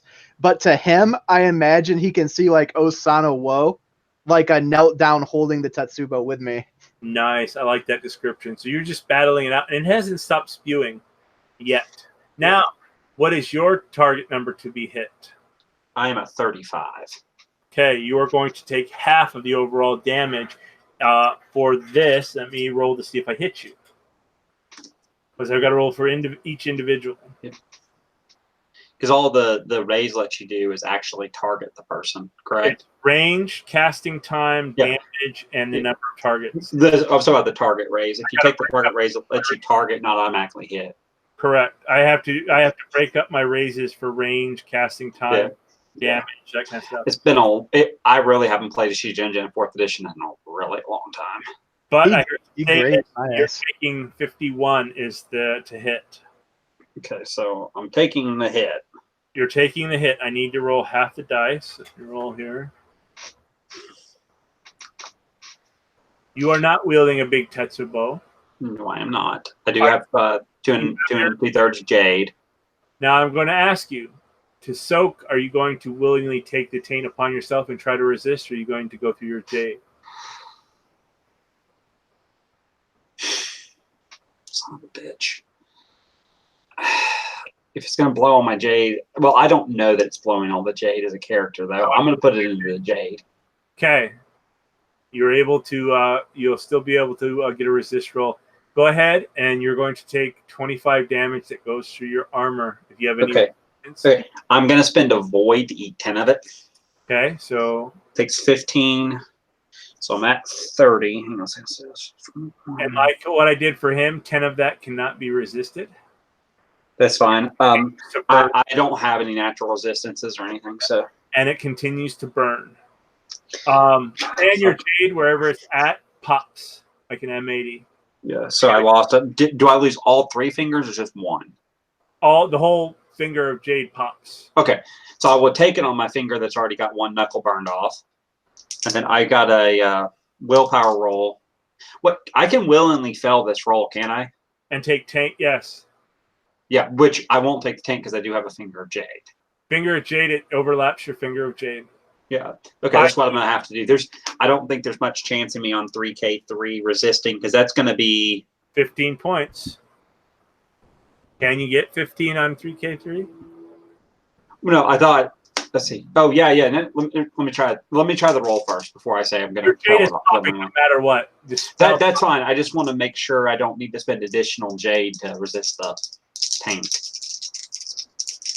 Because, of course, I roll like a champ on that. 31? You're able to resist. Yeah, 31. And your jade still pops. That's fine. Just 1 finger. That's fine. I'll mark that off. Okay. And then as it goes to the others, that is the same rank as the other Hida. He will resist. He's higher resistance. The Caillou starts to scream as this blood is like acid upon him. You see that it starts to eat his flesh. Think of the Indiana Jones when he meets the knight and he drinks from the cup. That's what happens to the Caillou. And his armor rusts away, and he just almost instantly. This is the blood touch of blood death. That is what he's doing. It is now your turn, Otomo. I am going to enter full defense. Okay. And I'm going to spread, because I believe in full. Can you move in full defense? Can't remember. Nope, you're kind of stuck where you're at. Okay, I couldn't remember offhand. I know that one of them you can move, the other you can't. You go partial defense and move. Yeah. Okay. Oh Christ, that's an explosion. Yummy, yummy. That makes me 19. I'm going to need it with that roll. 25, 30, 32. I add 16 to my defense. 35 plus 16 is 51. Okay, you are at 51. Okay, until I come out of full defense. And you see that Caillou is just dying, screaming in pain, and Hida is shocked. You all see that Hida wets himself. And he is just shaking where he's at. Back on top, the other Hida. I'll yell over my shoulder, Hida, this is the end game. I need you, brother. And as you say that, you hear clang, clang, clang, clang, clang, as his katana falls from his limp fingers. Oh, lordy. Shit. Okay. Well, I'm going to stand up, and once again, I imagine like Osana Woe's with me. I'm gonna fucking hike that Tetsubo back, and I'm going for another crack on him. Nice. I'm doing the only thing I've been taught to do. Club things to death like a sill. The mercenary leader who raised me taught me nothing else. Scorpion, the Moto. Which mercenary leader? There's a lot. They're numerous. What did you get, sir? This time I got back. I rolled a 49. You now know that it's easier to hit him, and go ahead and roll your damage. Okay. Come on, I need some big damage here. Some fat damage. Do like 400 damage. And as you swing, you feel the empowerment of Osan Woe. Yes. Let's see if you get. I need to know how much damage you do. Ooh, that was a double on one of those.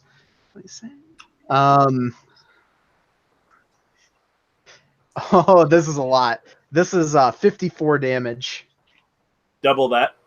108 damage. Oh, baby. Go ahead and describe what you do to him. So I swing it back, and as I do so, imagine like when Gandalf fights the Balrog in Peter Jackson's Lord of the Rings, when he holds Glamdring up and it gets struck by lightning, and then he smotes the Balrog. I'm gonna pull that Tetsubo back, and there's like lightning strikes my Tetsubo, and it bursts into flame, and I'm gonna smack that son of a bitch again through the chest. And he crumbles. And as he's falling upon you, you smack him in the chest, and he falls over onto Icheiban, the exposed tomb. You see it's kind of like a rotted egg that's made from jade. It's soft. He bends over, and all of a sudden, you see a hand reach through the chest that you made open, and you see a heart in that hand, that decrepit, rotten hand, and he just crushes that black heart. See the walls flare up into green lights as the kanji flares up, and you hear a coming from all around. And almost like in any horror movie, when the monster's eyes pop out and slowly you see the other hand claw at the side of the jade sarcophagus. You can't see the occupant inside, but you see Yajidin's body being pushed out, the hand still there. And the body raises from inside, and you see that the hand pulls out the heart. You see the soul. You've never seen this before, but like a hopping vampire, the essence, the soul of Yajidin is fleeing. You see the other hand of whoever's inside. You would think it's Icheiban. Reach out and grab the soul and start to just tear its essence away. You see the face of the many faces of Yajidin. You see an old lady, you see a young samurai, you see hundreds of people flash through the soul as each one is being ripped apart by Icheiban. And lastly, you see a young boy. Kyle, you kind of recognize the boy from earlier. The boy that told you You should have been emperor. And that's when you realize that Icheiban was the first, not the first emperor, the second emperor's brother. He was the brother of Hentai. He should have been emperor. And he turned his back upon the empire when he turned into this. And all those memories are flashing. You get your void point back, but you can't spend it. As you were able to get that back in his turns. And as you see him look, his Yachidan's form starts to be in there. And the jade hieroglyphs pop up. You hear the scream of agony, 1,000 souls of death, as his soul joins the others. And you see Icheiban turn. Think of Vecna, think of any mummy or Lich movie, any evilness. And he turns to you and his eyes flare up. Ah, Hida Kenpachi, now my guest, it is time to attend you. And he smiles, and his body, his form is starting to harden back up. He's starting to get his form back, his flesh back, just like when these others gained their flesh back, the Hida and the Kayu. What are you going to do, Hida? You know you've got just moments. Just a question about what Hida knows. We were only brought here to defeat the apprentice, right? We know that Icheiban can't leave. You know that he's trapped in here, and it looks like the warding is still good here. You know he's probably stopped here, and the fortunes, the Kami, and others are stopping him here. But you were to stop the apprentice from stealing his soul and his magic, and we did that, correct? Correct. He has been killed. I'm going to yank the pearl out and jump off of the fucking dais towards the Atomo and whichever two of the other crab are alive. Just grab us all like a huddle.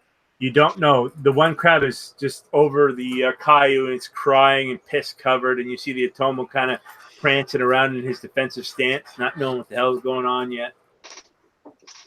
How do I think the pearl works? They need to be touching me, do I think? You do. You think that the magic needs to be either near or you all are linked up somehow, flesh to flesh. I'm going to jump then because there's the two crab. I'm going to jump down on top of the two crab and like grab them with the pearl in my hand and say, Atomo, come to me now. The moment I see him jump on the crab and I see the pearl in his hand, I'm going to grab onto the back of the Atomo or the other Hida that's crying like a bitch. And make sure I make contact with at least one of them.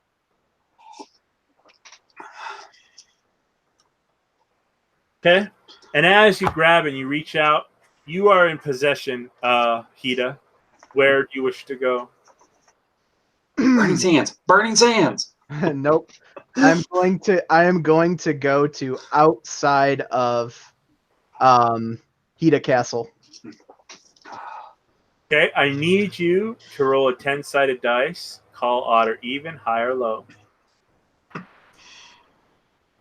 Once again, I've got the dice roll. I'll send it to you. I'll let Kyle pick. Okay, Please Kyle. stop doing this. Let's go odd. Wait. No, I gotta send it to him before you say it. Okay, sorry. Now I gotta redo it, and you have to redo it. That's fine. Okay. Okay. Yep. Good idea. Let's stay with odd and go odd high this time. Hope to God. Okay. You're thinking the heat of the moment is happening, and you are thinking Hida Castle. Hida Castle. And you see the Kuni, return me. I must report to the daimyo. You think of your father, Hida Kasada. You're looking at everyone else, the Atomo, everything else. And the Atomo at the last moment says, take us to the capital. Or that's what you think he says, as the magic envelops you guys. And you feel as if you're entering a bubble, a water bubble. It all goes bright blue. You find yourselves in an iron room. It is dark, but lit by lanterns. It's a huge room. A room to hold guests, a room to hold parties. But no accoutrements, Atomo, that you're used to. It's made for battle. It's made for defense. Its stone walls are 6-7 feet tall. Blocks are there. Hida Kenpachi, you find yourself in your father's great hall. A war room is happening. You see Hida Kasada. You see the four Yojimbo from earlier. You see his son, his daughter. You see the old grizzled Morimoto, his advisor there. You see that he is hosting. It's not a war room. He is hosting. You look around. Think of a castle. Think of an oriental castle where there's a king greeting folks and giving a judgment. Yeah, with me so far. Yep. And you see him on a dais again. Doesn't have too much. You are in the throne room, his reception hall, Hida Kenpachi. You see a carpet leading from the main double doors that go to the throne. You see benches on the left of the rug and the right of the rug. On one side, you see the high family members of the different crab clans. On the opposite end, you see, lo and behold, the purple of the unicorn. You also see the green of the dragon. It looks as if there is a meeting going on, and you guys find yourselves in the center of this, at the foot of the throne of Kasada's throne, of where he is to provide judgment. And at the table that you land upon, again, think of this room, a throne room, but in the center, instead of a carpet that runs all the way there is a table. At the head of the table, at the throne, is Kasada. On the left is the unicorn. On the right is the dragon. And next to Kasada are his advisors and his Yojimbo. Hey, Clay. Oh, go ahead. We're all really filthy, right? Yes, I'm not done describing everything. Okay, no. Sorry, I was making sure. Like, you hear as you guys land upon this table, map scrolls. You see advisors. You see servants. They're busting around. You have landed in the center of this table. The four of you. Hida, you are touching the Kaiju. The other Hida, you've got the Atomo in your embrace. You look up. You see your father. He is not happy. He is still in the Shadow Demon armor. It looks like they have been talking in discussions for a while. You look to your right. You see your birth father. And you also see the Unicorn Clan champion. You turn to the left, and you think you see the Miramoto Clan Daimyo and his subordinate. And that's when you hear, welcome, son. We were just talking about you, and we will cut it. Can I tell you how great of an idea this was? Hey, Mr. Odd and High. You felt it quite bad. Is it even low? Yes, it was even low. And the thing was, I wanted to appear outside the castle so we could get our act together. Hey, dude, you're playing with pearl magic. You're lucky you can get that close. And you also realize, Hida Kenpachi, that you bypassed a lot of layers of magical defenses. Right. Yeah, I know, like, obviously something really fucking bad is up, and Kasada obviously knows it, and I can't tell them what in front of the others. But the unicorn, the dragon, have come to parley with your father. Hey, on the plus side, at least Seppun's not there to blurt out. I mean, small mercies. Yeah, we better hope that Seppun's been released before they find out that we're outside the tomb. Dude, what would be the honor hit on having his tongue cut out? So, we are going to end this arc and pick it up at this exact location later. You are all awarded 25 experience. Ooh, very nice. I will give you an additional 5 for surviving. Oh, that's what I'm talking about. So is it a total of 30, or is it just the 25 and that includes the extra 5? That is 30 total. What does it cost to raise your trait again? It's new trait times 5? No, times 3. Is it 3 or 4 for non-void? And it's 3 for non-void or 4 for non-void, isn't it? I've got to look. I haven't. Yeah, it's 6 for void. That I know. Let me see real Your quick. current rank. I believe it's the current rank you're going to. Yeah, it's the rank you're going to times, I think, 3 or 4 for everything else. I would also advise you guys to fill out your experience. You may level or rank up if you so choose, if you qualify. That's what I'm looking for. Real quick. Let me look real quick. The trait by paying number 4 times the next rank. Okay, so my next is 6. Yeah, so I'm going to spend right now, without even thinking about it, because I roll like a fucking rocket. I'm going to raise willpower to 6. So my earth is going to 6. Okay, I got 30, so that's going to leave me 14 left over. Okay. I'm actually going to rank up, Clay. Good. I'm going to take my agility up to a 4, raising my fire ring to a 4, which will put me up to, that'll put me up to an inside of 198. Yes. So that's going to leave me 2 points left over. Yeah. Shit. 9. I haven't used that skill in a while. You know what, Clay? Would you throw a hissy if I took Lore Atomo and Lore Imperial at 1 rank each? That's fine. Okay. I should already have them. I just haven't had the chance to grab them.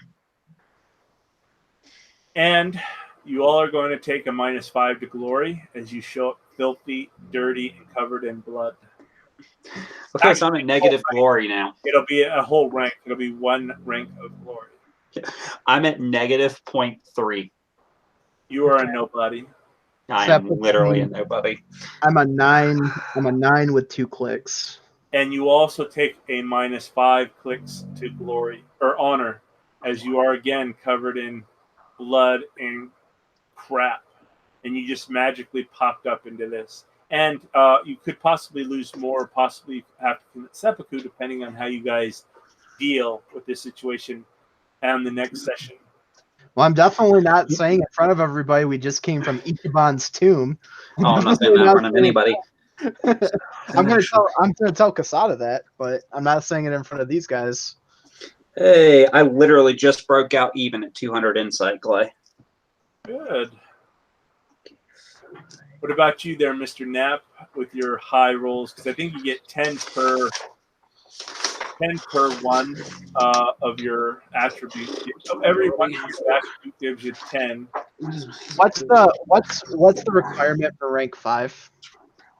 I'm not sure. I have to go from my book. Yeah, you'd have to do some research. Yeah, I don't know if I'm making it out. Let's see real quick. You know, man, I really wish these guys' special abilities did not all require opposed rolls. Well, you are the talkers of the Imperials, so. Well, I know. It's like, this is a good ability, but it requires a roll. At least they don't have to be honorable for it to work. So. Very good, because you're kind of low on that totem pole. Well, it doesn't matter as far as my honor. It's all based off of theirs. But now if they decide to argue with me in public, I can make a contested roll, and if they lose, they lose. If they go against my wishes, they lose 0.5 honor. Nice. All right, let's see.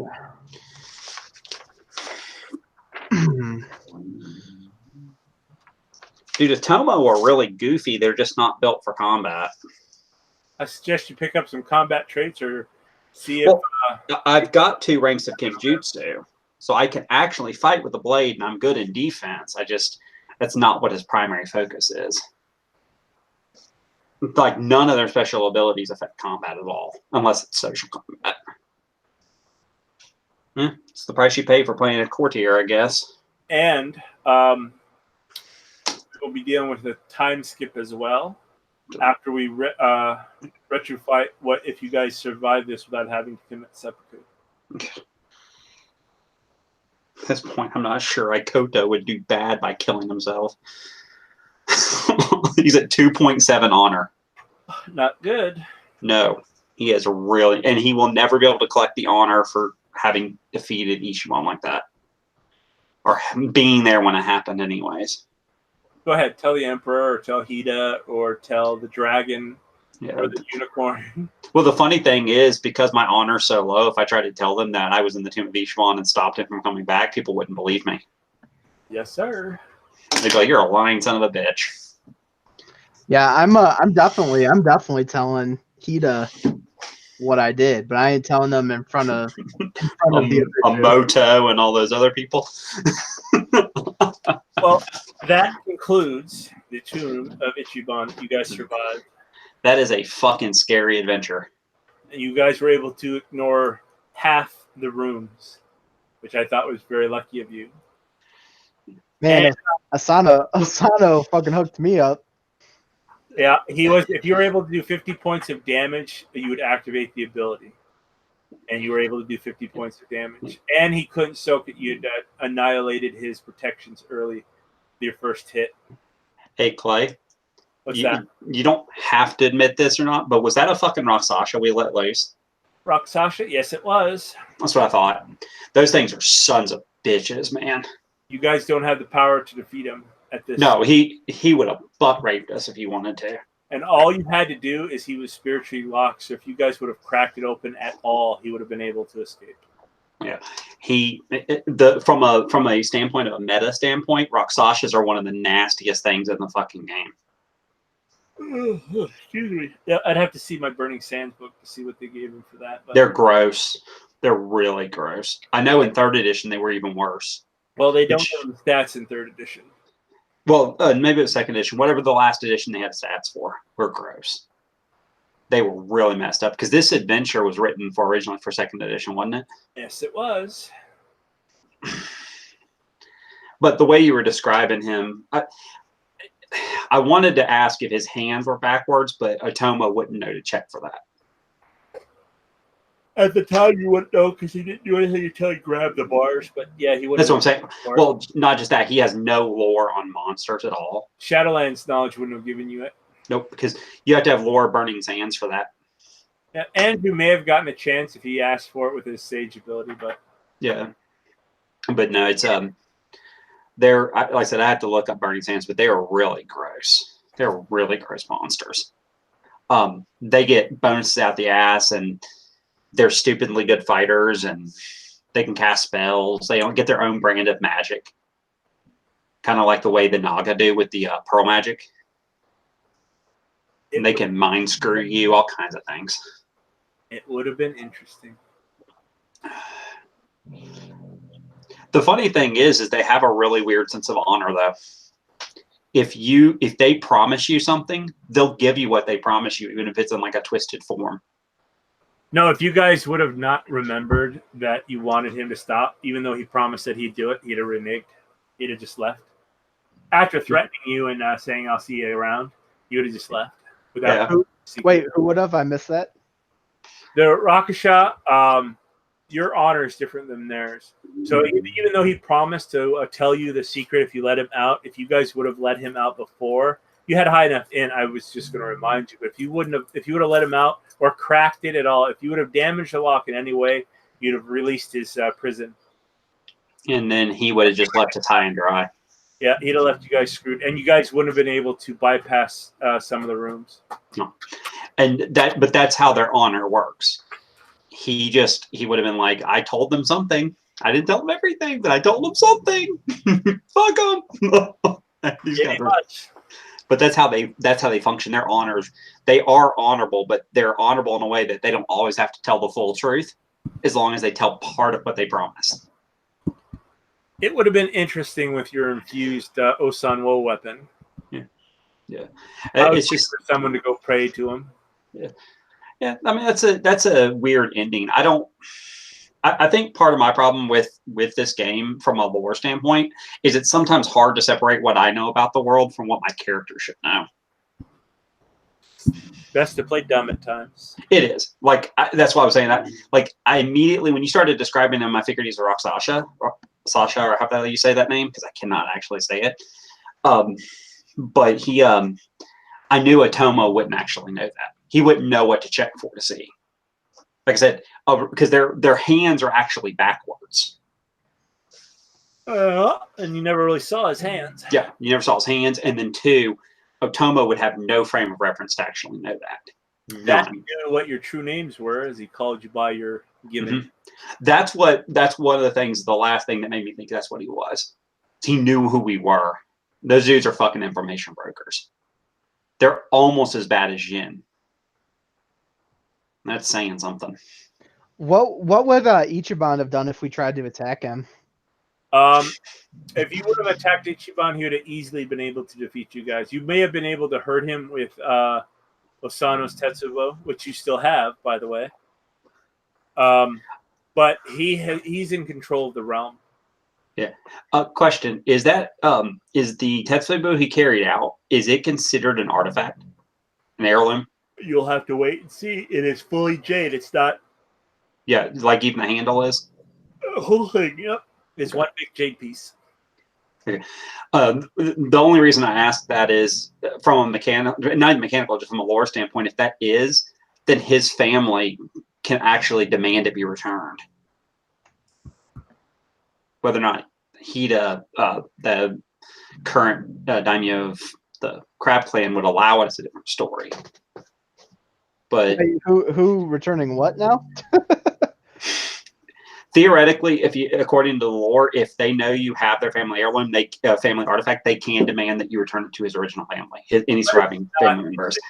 One. Confused. It's not a Hida artifact. Yeah. It is now a pure jade Tetsubo is an artifact weapon, but there's no marking saying who it belonged to or who it was. Okay, that's what I was saying. They have to find out whose it was. This is the artifact of Kenpachi, baby. Yeah. Well, no. Everything. Unless the Imperial comes back and say, "Hey, we floated you guys this stuff that looks like the Tetsubo we gave." Plus, because of my adoption, BT Dubs, even if it was a Sanawo's Tetsubo, the only person that has more claim to it than me is Kasada. Yeah. Yeah.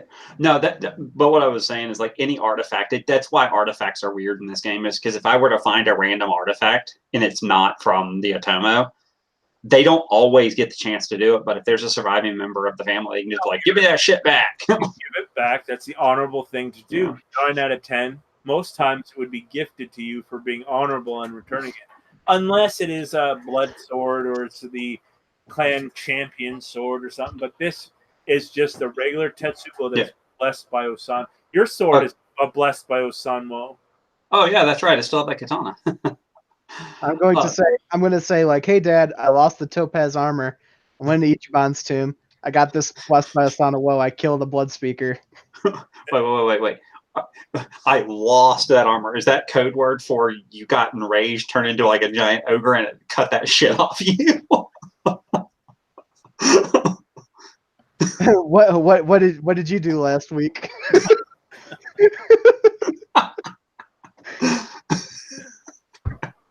And now we'll get into a political side of things for a while. We'll see how that goes, and there'll be a time jump, and then we'll continue on. Maybe Kyle would like to do some social PvP to try to make me commit seppuku. No, I would never. Dude, seriously, you're busting my balls about that. I actually still feel bad about that because I don't like PvP. I hate it. I normally would never do that, and I don't know what the fuck I was thinking. You set a record, man. You're the first person in 60-some sessions in here, other than the Topaz Championship, to commit PvP. Yeah, and like I said, I feel like an asshole about it, so let's not hammer that too much. And it's 67 sessions we've run this edition game with.